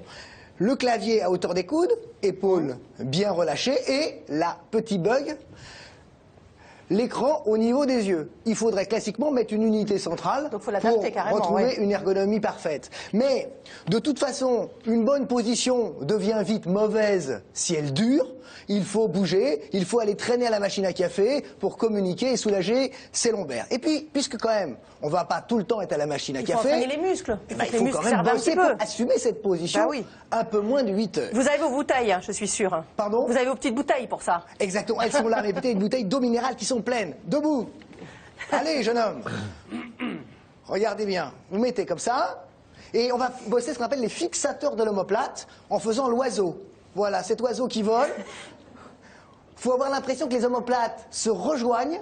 On freine la descente car c'est ça qui maintient la posture. Voilà. Et on fait cet exercice jusqu'à ce que ça brûle et que ce soit difficile. C'est finalement le critère de validation de la série. On peut le faire aussi, aller en bossant les trapèzes qui tiennent nos omoplates, notre trapèze supérieur, en montant les bouteilles en haut de la tête. Voilà, ça bosse ? Ça bosse. Bon, et ben voilà un petit cocktail qui va nous permettre de bosser efficacement tout au long de la journée. On peut, voilà, et donc on peut s'arrêter puisque ça brûle. Vous revenez avec nous Stéphane, c'est rien que si on s'intéresse seulement à l'écran, à la hauteur des yeux, c'est rare d'avoir un écran d'ordinateur aussi haut. Alors, si vous baissez le siège pour avoir les yeux à hauteur de l'écran, vous êtes plus avec les... Alors c'est le milieu de l'écran, hein, donc on a un petit peu de marge. Mais globalement, il faut pas avoir la tête penchée en avant parce que du coup, ça bosse énormément sur les muscles. Il y a un petit ligament, l'astuce c'est qu'il y a un petit ligament derrière, qu'on appelle le ligament surépineux, qui permet de suspendre la tête sans trop faire bosser les muscles. Donc, allez, on peut légèrement incliner la tête en avant grâce à ce ligament surépineux, mais pas trop. Pas trop sur les petites cervicales, elles sont fragiles. Voilà. Axel nous demande si les grossesses augmentent le risque de lombalgie chronique, et je crois qu'on en a une autre aussi pour les femmes. Chez les femmes, est-ce qu'une forte poitrine peut être facteur de dorsalgie? Alors, grossesse et forte poitrine. Je vais poser la question aux dames, si vous voulez bien, monsieur Marcel. Même si je soigne aussi des femmes. Mais bien sûr. Forte poitrine. Y compris. Il n'y a pas grand-chose qui va te démontrer sur le plan scientifique sur ces éléments, mais quand même ce qu'on peut dire dans la pratique quotidienne, c'est que suivant justement la forme de dos que vous avez, des patientes qui sont très galbées, pendant la grossesse, par exemple, c'est des patients qui peuvent être plutôt très bien, des patients qui sont très bien pendant la grossesse, et puis à l'inverse, d'autres très mal. Il n'y a rien sur le plan scientifique, mais ce qu'on sait justement avec cette connaissance des formes de dos, on peut plus orienter nos patients à mieux comprendre un peu leur type de douleur. Ce qui est important, c'est qu'après, surtout la grossesse, il va falloir se reconditionner quand on a été douloureuse. Voilà, c'est des douleurs d'hyperextension, des douleurs musculaires, et tout ça, c'est pas très grave en général, et il faut se reconditionner derrière. Ça, c'est important.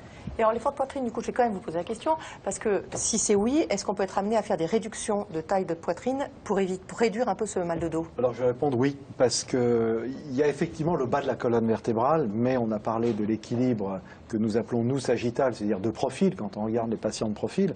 On a cette courbure lombaire en bas où on est creusé, puis ensuite au-dessus, ça repart un petit peu, nous on appelle ça la kyphose.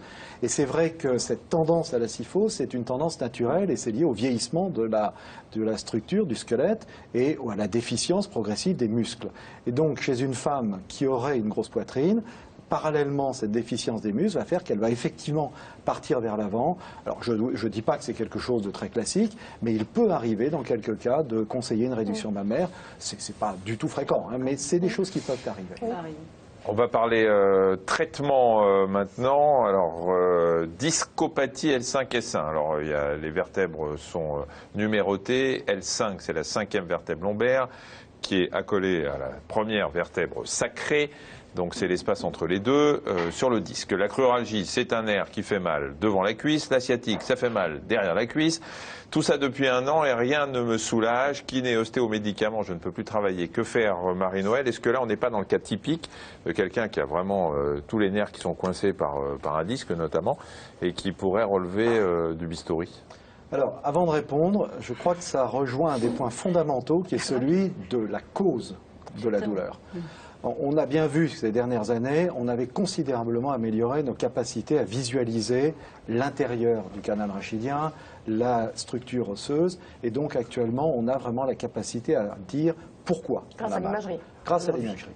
Et cette possibilité de dire pourquoi va faire que l'on va pouvoir avoir un traitement ou pas. Et le problème des patients, c'est ceux qui n'ont pas d'imagerie sur lesquels on va mettre en évidence des anomalies. Il y en a quelques-uns. Il y a un certain nombre de patients, on a beau regarder toute l'imagerie, avec des lombalgies chroniques. On ne trouve rien. Et la difficulté... Alors, le chirurgien, pour lui, c'est très simple, puisqu'il n'y a pas d'anomalie anatomique, il n'a donc pas sa place dans le traitement. Et c'est vrai qu'à ce moment-là, on va, entre guillemets, proposer ou demander aux patients d'aller voir nos collègues spécialistes qui, eux, sont amenés à traiter des pathologies de ce type-là, où il n'y a pas de lésion anatomique sous-jacente et où, malgré tout, il y a une douleur. Et s'il y a quelque chose, est-ce qu'aujourd'hui, c'est d'abord la place à tout ce qui n'est pas chirurgical et la chirurgie arrive si le reste a échoué, ou est-ce que parfois ça peut être de la première intention? La chirurgie peut être de première intention quand il y a une anomalie neurologique, c'est-à-dire quand il y a un début de paralysie au niveau des pieds, au niveau du périnée. Mais elle est rarement de première intention.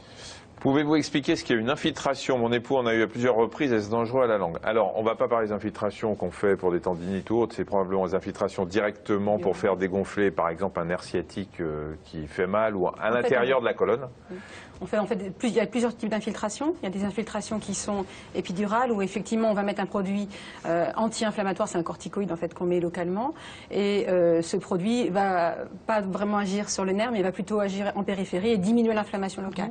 Il y a plusieurs types de techniques, certaines sont faites sous contrôle scopique, où on va avoir des voies d'abord différentes. Il y a aussi des infiltrations du hiatus, bon ça c'est plus technique, mais effectivement les infiltrations peuvent apporter... Sous scanner, c'est ça vous faites? Sous scanner par exemple, ou sous radio. Pour bien vérifier que l'aiguille est au bon endroit. Et on me demande si c'est dangereux à la longue, combien en gros on peut en faire en fait? Alors c'est vrai qu'on a des principes, mais en fait encore une fois ça n'a pas été complètement validé. On dit que faire 3 infiltrations, pas plus, par an, c'est bien. Par an? Oui, par an. Au même niveau, au même endroit. D'accord. Quand ça devient un peu récidivant, ce qu'il faut voir, c'est que tous ces traitements sont que des moyens, c'est pas une finalité. L'objectif, c'est vraiment de permettre un décrochage dans le niveau de douleur pour que le patient puisse reprendre une activité. Rebouger, ça, c'est vraiment important. Si on fait des infiltrations... C'est nouveau comme mentalité, ça. Tout à fait. Si on fait des traitements déconnectés d'un parcours de soins, ça n'a aucun sens. Aucun sens. Et c'est pour ça que le patient, quand il commence à avoir mais c'est le problème de la non-cohérence de plusieurs spécialistes, qu'effectivement un patient aille voir un médecin qui lui fait une infiltration, ensuite un autre médecin qui fait autre chose, et effectivement on n'est pas dans un parcours cohérent de soins. Moi je pense aussi que c'est un problème d'évaluation. C'est-à-dire que la première chose à faire quand on a un patient qui commence à être chronique, c'est de l'évaluer. Savoir ce qui se passe. Quels sont ses besoins, donc ça c'est très éducatif, c'est nos programmes éducatifs. Et là ça veut dire aussi imagerie. Donc pas forcément. On a eu l'imagerie avant. D'accord. Vraiment, je pense que c'est le préambule, et comme on disait tout à l'heure, il y a des situations où on va adresser vers le chirurgien, le traitement médical n'a pas fonctionné, on a une image qui explique la douleur, voilà, on travaille ensemble, c'est fait pour ça. Par contre, les autres situations où on n'a pas une explication claire, là, effectivement, les centres de la douleur, les rhumatologues, les médecins rééducateurs, c'est vrai qu'on intervient encore plus, les médecins généralistes, ils sont très amenés à suivre ces patients.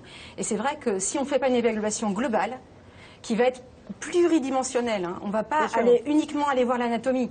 Attention, quand on arrive à plus de 3 mois de douleur, il n'y a pas que l'anatomie. Il y a effectivement le social, effectivement le psychologique qui vont intervenir. Et il faut évaluer ça. Et il faut prendre en compte ça. Si on ne va donner que des médicaments, C'est sûr, on se plante. Avec l'idée de rebouger, de repartir travailler, d'avoir une vie sociale, c'est ça. Et dans les évaluations multidimensionnelles, je reviens juste sur ces éléments, ça a bien été décrit dans la littérature, ces alertes chez ces patients qui récidivent et qui sont chroniques. Les alertes rouges, c'est le biomédical, c'est-à-dire quand même réfléchir, est-ce que dans l'équilibre, même s'il n'y a pas de lésion importante, est-ce qu'il y a des difficultés d'ajustement par rapport à cette lésion? Et puis les alertes jaunes, qui sont les pensées des patients, c'est les croyances. Par exemple, si j'ai mal au dos à 40 ans, je vais devenir invalide, mon travail de toute manière, je ne pourrai jamais le reprendre, le sentiment d'inquiétude, et puis le comportement, c'est-à-dire petit à petit, on va se mettre au repos, et puis le contexte professionnel, le contexte social. Justement, l'idée, c'est effectivement de rebouger. Stéphane Cascua, comment les patients, une fois qu'ils ont vraiment mal, comment on leur explique qu'il ne faut pas justement s'immobiliser, qu'il faut bouger? Alors, un petit exemple, j'ai chouchouté là un trailer, un homme qui court dans la montagne, il avait une grosse hernie discale, il avait une sciatique, je l'ai rassuré, je lui ai dit vous allez faire du vélo, d'abord du vélo de salle, puis on va reprendre le trottinement. Il a fait de la rééducation intelligente avec une kiné intelligente et quelques semaines après, et il a eu des infiltrations, et quelques semaines après, il faisait du ski de randonnée et reprenait les trails. C'est-à-dire qu'on l'avait sorti de son inquiétude, on l'avait rassuré, on avait surtout lutté contre le déconditionnement, et son activité physique en tant que telle était musclante et coordonnante, et il a pu renouer avec ses activités antérieures. Il y avait quand même une idée à une époque qu'on risquait d'aggraver le phénomène et la lésion éventuellement qui existait si on bougeait alors qu'on avait déjà mal. Tout à fait. Ça, c'est un changement de paradigme complet. Et il y a un haut niveau d'évidence scientifique que l'activité physique est favorable. L'autre élément qui certainement intervient, c'est qu'un patient qui a très mal, et ça, on n'a pas à mettre en doute cette douleur, ce patient qui a très mal, lui, il fait un lien entre l'importance de sa douleur et la gravité. Or, là-dessus, il faut complètement revenir là-dessus. Il n'y a pas de lien. Et c'est une des premières choses sur lesquelles on va pouvoir travailler avec le patient, l'informer et le réassurer. Et en même temps, c'est l'importance de la douleur qui fait qu'il est aussi très demandeur, et là je me tourne vers vous, d'une intervention qui est censée être magique et faire disparaître tout très brutalement. Parce que tous ces patients qui ont très mal au dos, quelle qu'en soit la raison, ils sont très impatients. Ils en ont marre, ça fait des mois qu'ils ont mal, vous dites que ça va être multidirectionnel, pas directionnel, multidisciplinaire, pardon, c'est un peu pareil, qu'on va voir, qu'il faut prendre son temps, qu'il faut attendre un petit peu. Les discours des médecins, c'est souvent de dire oui, vous avez une hernie discale, une sciatique, on va attendre un an que ce soit grignoté. Et les patients, ils n'attendent pas, ils ont envie, et c'est pour ça qu'ils viennent vous voir. Et que vous leur dites, vous, votre métier de chirurgien, c'est de leur dire non. Alors, la chirurgie, effectivement, c'est de bien décider, de bien choisir. Et c'est vrai que finalement, le plus difficile, c'est de dire « je ne veux pas vous proposer de la chirurgie ». Et si on fait ça, il faut arriver à lui expliquer pourquoi on ne le fait pas. Et donc, il faut qu'il comprenne les raisons de notre refus ou de notre non-proposition. Et il faut qu'il comprenne finalement la raison de sa douleur. C'est-à-dire que comprendre ce que l'on a, c'est quand même déjà avancer vers la guérison. Et ça, je pense que c'est un point fondamental. Il y a un deuxième point qui n'a pas été abordé, qui est celui du fait que la lombalgie n'est pas une maladie définitive. Ce n'est pas quelque chose qui va rester ad vitam aeternam jusqu'à la fin de la vie. Le patient ne va pas être accompagné jusqu'à sa mort par cette lombalgie. La lombalgie, c'est un mécanisme de dégradation des éléments de la colonne vertébrale, dont on a vu différentes phases, mais c'est vrai qu'au fur et à mesure du temps, la colonne vertébrale, elle va s'enraidir. Et l'enraidissement progressif de cette colonne vertébrale va nous amener progressivement à une diminution, finalement, des douleurs. Et si on regarde bien ce qu'on a vu tout à l'heure dans le reportage, les gens jeunes, c'est la lombalgie chronique, les gens âgés, c'est le canal lombaire étroit. Dans le canal lombaire étroit, c'est-à-dire la diminution du calibre du canal rachidien, là, il y a de la lombalgie, mais finalement, elle est au second plan par rapport à la difficulté à la marche, à la sciatique ou à des choses... Bon, pour que les gens comprennent bien, on a canal lombaire, c'est l'intérieur. C'est l'intérieur. Il y a des nerfs qui vont passer là-dedans, ce qu'on appelle la queue de cheval, tous les nerfs qui sortent de la moelle. Et comme ils sont de plus en plus serrés dans un canal qui ne laisse pas tout passer, finalement, les nerfs qui sont coincés, ils vont faire mal, quoi. Voilà, ils sont de moins en moins efficaces. Il y a une fatigue à la marche, c'est un tableau tout à fait typique. Et donc, le vieillissement de la colonne vertébrale se traduit par un enraidissement, et cet enraidissement contribue à diminuer les douleurs. Donc, on a des maladies terribles, telles que le cancer, qui sont des maladies où si on ne les traite pas, ça se termine mal. Là, la lombalgie, c'est une maladie qui, c'est pas une maladie à mon sens d'ailleurs, c'est plus une atteinte du châssis, une atteinte de la structure, qui petit à petit va évoluer vers une amélioration. Juste pour rester sur le canal lombaire étroit, parce que c'est une question, on nous demande quelle solution, c'est pratiquement toujours chirurgical, le canal lombaire étroit? Oui, à moyen terme, oui. D'entrée de jeu, sur un patient qui va se présenter avec les premiers symptômes d'un canal lombaire étroit, on ne va pas l'opérer. De toute façon, dans la décision opératoire, c'est toujours la balance bénéfice-risque. Donc c'est l'intensité des signes à mettre en parallèle avec le risque éventuel d'une intervention chirurgicale. C'est comme ça qu'on va prendre la décision. Il y a quand même des idées reçues aussi dans le sport. On dit attention, pas de footing. Il y a des prisonniers américains qui se sont dévoués. En échange d'une remise de peine, on leur a mis des capteurs de pression. Et on s'est rendu compte que la pression moyenne au cours d'un footing était inférieure à la pression moyenne en position debout. Parce qu'on pense à l'impact, mais on ne pense pas à la décompression liée à la propulsion. Donc, le lombalgique chronique le matin, il a son espèce de dérouillage. Quand il bouge, il va mieux. On peut considérer le footing comme un super dérouillage du vieux disque enraidi. Voilà. Enfin, il va se faire mal au genou quand même. Il va se faire mal au genou, d'accord, mais il va avoir moins mal au dos. Et puis s'il a une hernie discale, c'est pas non plus indiqué. J'ai bien dit du vieux disque, on m'a dit. J'ai pesé mes mots, chef. Non, parce que sinon les gens qui ont une hernie discale et une sciatique, ils vont aller faire un footing demain, ils vont vous appeler. D'accord, non mais vieux disque en ready. Le mien, quoi. Oui. Voilà. La natation, j'ai le droit de dire un mot? Mais oui, la natation, il faut nager sur le dos parce que ça muscle les abdominaux. Et puis sinon ça cambre surtout. Bah oui.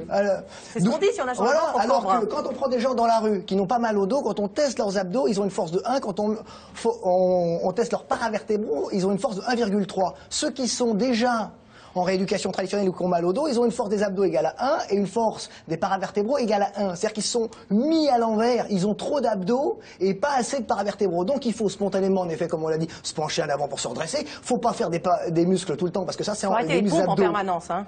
Pardon? Les pompes en permanence, il faut arrêter 5 minutes. Les pompes en permanence, les abdos en permanence, il faut arrêter parce que l'histoire des abdos qui décompriment la colonne vertébrale, c'est un concept. Il a été mis en évidence que la pression nécessaire, grâce à la force des abdos qui permettrait de décoapter la colonne vertébrale, ferait exploser la rate et le foie. Donc c'est une vue de l'esprit. Voilà, donc il faut muscler ses paravertébraux. Si vous choisissez, vous voulez pas avoir mal au dos, mais il faut pas faire exploser sa rate, donc il y a un dilemme. On muscle ses paravertébraux et donc on a le droit de nager la brasse, qui est un geste fort. On cambre pas mal. Mais alors, on est cambré en position debout, Michel. C'est naturel. D'autant qu'une bonne brasse ondule et mobilise la colonne vertébrale. Peut-être juste un petit complément par rapport à ça. En fait, il faut s'adapter. Le mot-clé, c'est il faut s'adapter au vieillissement de nos articulations et on n'est pas égaux face à notre génétique, face à notre forme de dos, face à nos performances, etc.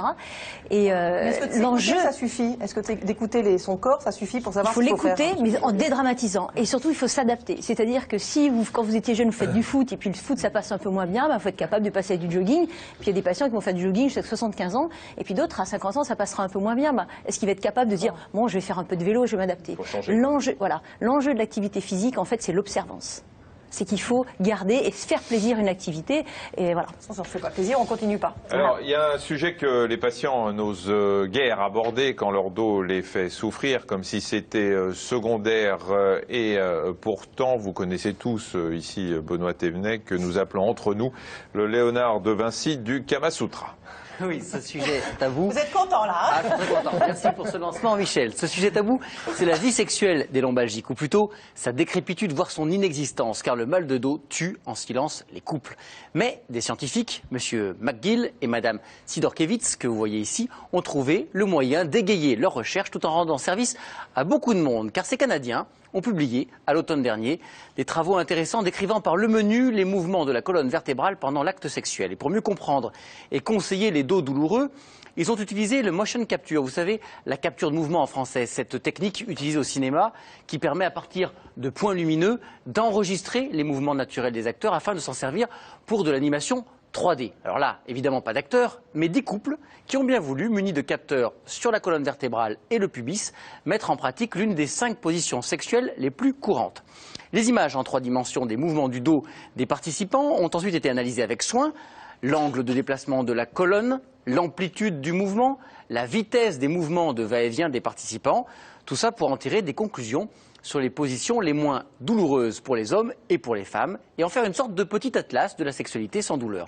Alors sachez, mesdames, que si vous avez mal au dos, notamment en flexion, ce qui est le cas le plus courant dans les lombalgies, il vous faudra éviter, comme l'indique ce schéma, les positions là, à gauche, et privilégier plutôt les positions ici, à droite. Je vous laisse découvrir celle que vous préférez. On vous remettra ça, bien sûr, en ligne sur allodocteur.fr. Et puis pour vous, messieurs, voici votre Kama Sutra dorsal. Même principe. Ici à gauche, ce qu'il faut éviter si vous avez des douleurs lombaires à la flexion.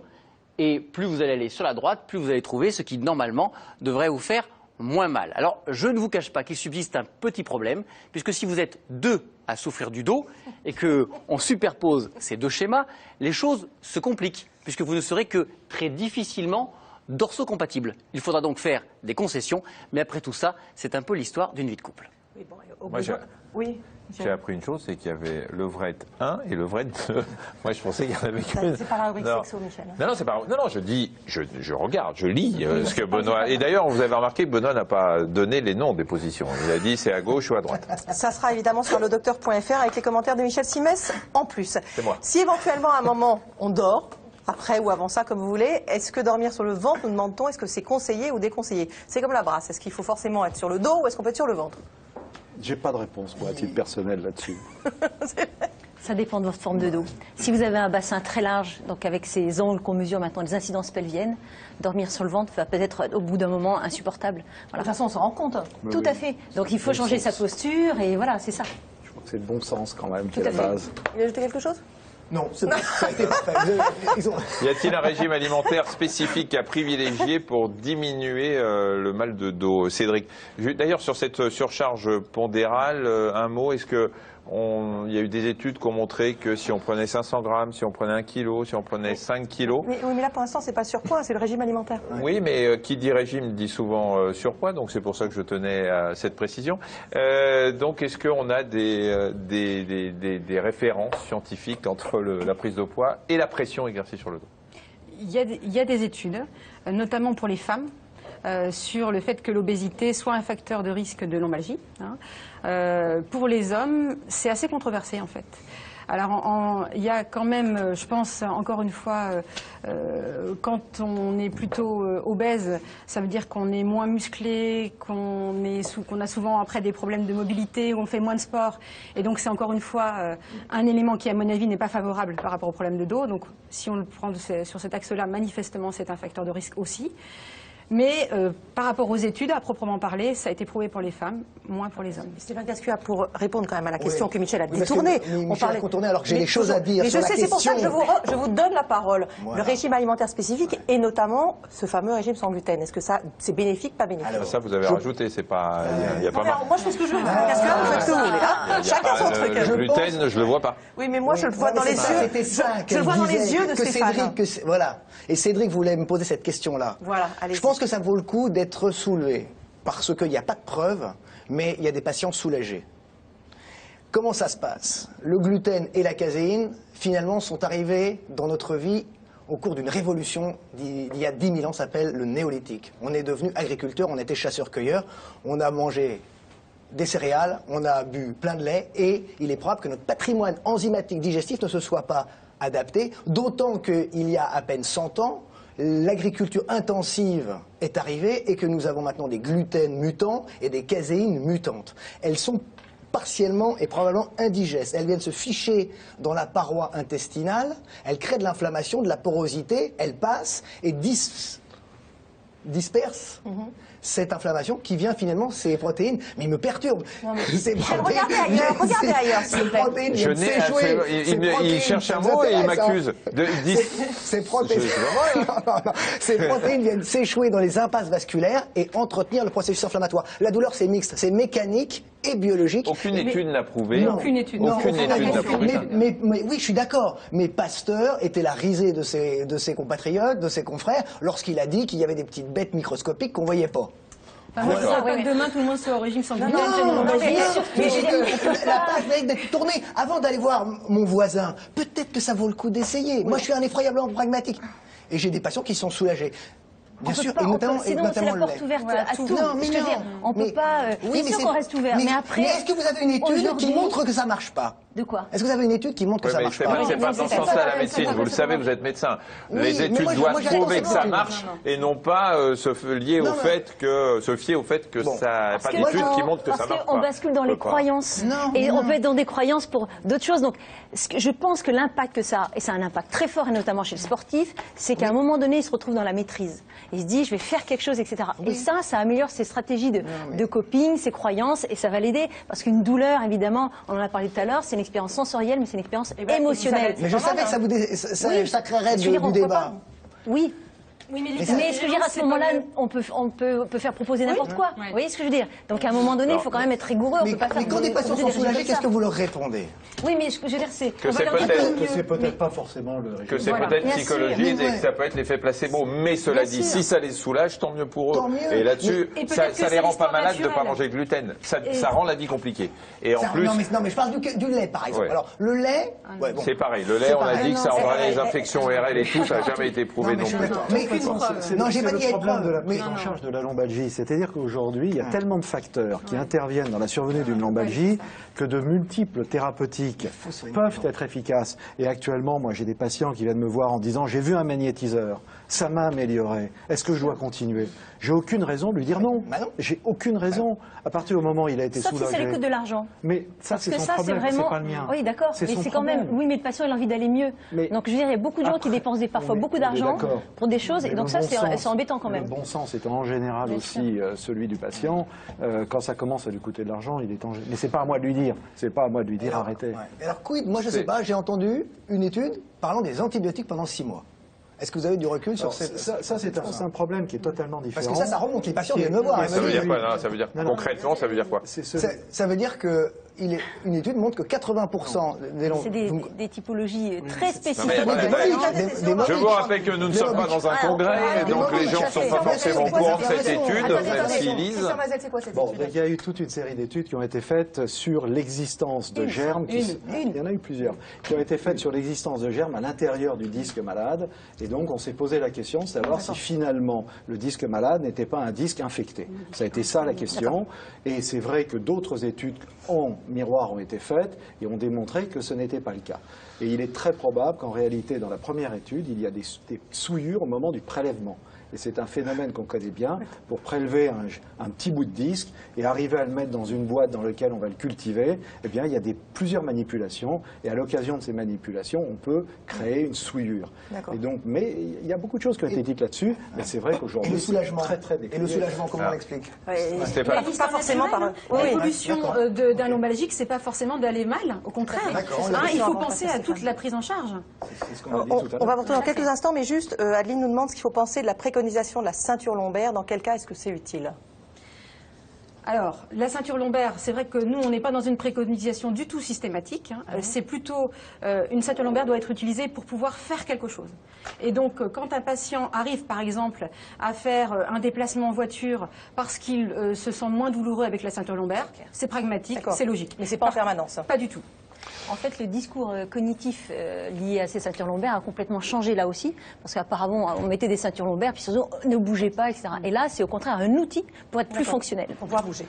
Alors Stéphane, vous allez nous donner quelques exercices de gymnastique pour renforcer tout ce qui maintient notre dos. On le répète, pendant longtemps, on a dit, vous avez mal au dos, bougez pas, restez allongé pendant 2 ans, et ça ira mieux. Aujourd'hui, c'est tout le contraire. Il déshabille, là. Allez, je me mets en survêtement, c'est normal, merci. Cela dit, votre chemise est pas loin d'un maillot de foot. Alors, on a vu, il faut bosser tout particulièrement ces paravertébraux, les muscles qui longent la colonne vertébrale. Ils sont 30% plus forts que les abdominaux. On va les bosser de façon intelligente, car un muscle, c'est intelligent. Je m'allonge, je mets mes talons sur ce fameux squeeze ball et je monte le bassin. Je monte, je redescends, je reste un peu là-haut. Pourquoi mes muscles deviennent-ils forts, endurants et intelligents? Parce que mon squeeze ball est instable. Et là, du coup, j'apprends à réagir aux micro-mouvements inhérents à la vie quotidienne. Alors, bien sûr, puisque on me parle des abdominaux depuis des années, je concède un petit exercice abdominal. Voilà, je monte, je descends, je monte, je descends. Ça ressemble à ce que disait Benoît tout à l'heure. Absolument, c'est un entraînement vespéral, le soir venu, comme ça. Voilà. Et alors, ce ballon, je l'utilise aussi pour bosser. Ça peut être un siège où je peux regarder la télévision. Je l'utilise aussi, pour m'assouplir, tout en gardant cette fameuse coordination dite proprioception, en tournant dans un sens, en tournant dans l'autre. Là, je m'assouplis en flexion et je peux même m'assouplir en extension de façon relativement sécurisée. Voilà, j'ai 2 exercices de renforcement musculaire et 2 exercices d'assouplissement à pratiquer au moins 3 fois par semaine. Avec un squeeze ball qui coûte, on le rappelle, pas très cher dans les grandes surfaces. Oui. le programme de juste un tout petit peu réadaptation, oui. compléter, c'est quand on fait ces exercices, et surtout quand on est douloureux, c'est important de respirer. Voilà, de faire tous ces exercices avec une bonne respiration. Parce que souvent, quand on est au douloureux, on est en blocage inspiratoire. D'où l'importance de ces stages, ces périodes de réadaptation où on est coaché, en fait, on est aidé par quelqu'un qui vous apprend tout ça. Oui, mais même avant la phase pas... chronique, parce que beaucoup de patients, c'est pas beaucoup de patients qui deviennent chroniques. Par exemple, il y a beaucoup de patients qui font du yoga, qui font du tai chi, du qigong. On peut conseiller toutes ces techniques qu'on peut Ce qu'il faudra faire. faire dans les entreprises. On nous dit pourquoi ne pas former une grande partie des salariés en France à l'échauffement articulaire et musculaire afin d'éviter les TMS, les troubles musculo-squelettiques, à force de répéter notamment les mêmes gestes. Manuel nous dit ça. C'est de la promotion à la santé, c'est pas de la prévention de la chronicisation, mais c'est de la promotion à la santé, oui, bien sûr. Qui va répondre à ça, Sylvia? Est-ce qu'on doit privilégier certaines chaussures ou sacs à main quand on souffre du dos? Les talons, ça cambre obligatoirement parce que si on est sur... Un peu de talons quand même, donc là c'est pas terrible non plus. Un petit peu, mais... 3 cm. Mais moi, c'est pas beaucoup. Mais je serais à nouveau très pragmatique pour une raison toute simple, c'est qu'on a des femmes. C'est ça joli les talons. Alors, je crois qu'on en avait parlé il n'y a pas si longtemps que ça. Les femmes, certaines femmes vous diront qu'avec des talons, elles sont bien, que d'autres, au contraire, à plat, sont beaucoup mieux. Donc, c'est chaque fois la position où on est bien, c'est celle-là qui est la bonne. Il ne sert à rien de se faire mal. C'est pas parce qu'on aura mal qu'on va aller mieux, bien au contraire. Et donc, je pense que c'est chaque fois du pragmatisme. Il faut être relativement opportuniste. On a le temps, on a pas mal de choses à dire, Marina. On verra si on attend une question, parce qu'on a reçu, alors bien évidemment, vous avez été très nombreux à nous envoyer des questions pour nous demander comment on faisait pour faire l'amour sans se faire mal au dos. Benoît vous a expliqué ça, vous a donné des schémas qui sont peut-être passés un petit peu vite. Donc vous irez sur allodocteur.fr, notre site. On va mettre ça en ligne très très vite. On a eu tellement de questions qu'il va falloir qu'on se dépêche pour le faire. Mais oui, mais les questions, de toute façon, on peut y répondre aussi maintenant parce qu'il y a un chat qui commence. Oui, non, c'est sûr. Mais pour qu'ils revoient... Oui. Pour qu'ils revoient bien sûr, tout ce que Benoît a dit, allodocteur.fr, soit ce soir, si on y arrive, soit demain ou plus tard. Donc ce soir, ce sera un peu abstinence, mais demain, vous pourrez vous relancer. Aussi pour le chat. C'est ça, puisque dès maintenant, dès la fin de cette émission, eh bien, le chat, le professeur Philippe Goupil, rhumato, Dr Patrick Sicher, rhumato, et Sylvie Bouchard, patiente experte au centre médico-chirurgical de réadaptation des massues à Lyon. Tous ces gens-là seront à votre disposition dès maintenant pour répondre à toutes vos questions parce qu'on en a reçu des tonnes. Et pour plus d'infos sur le mal de dos, vous vous reportez à l'article du magazine Bien-être et Santé de ce mois qui est disponible gratuitement chez votre pharmacien. Merci infiniment à tous les quatre d'avoir participé. Merci à tous ceux qui ont participé évidemment à ce document. Merci à Sarah Carpentier pour ce document et à Benjamin Battard, rédacteur en chef de cette émission. Et évidemment à Benoît Thévenet, sans qui Michel ne saurait pas bien comment passer sa soirée. Voilà. Et moi, vous ne me remerciez pas. Oh, Michel, merci beaucoup. Je vous en prie. C'était très bien. C'est vous aussi, c'était pas mal. Prochaine enquête de santé au mois de juin. On parlera des accidents liés aux médicaments. Et vous savez qu'on vous retrouve dès demain, 13h40 sur France 5 pour le magazine et Allo Docteur. Merci. Au revoir, à demain.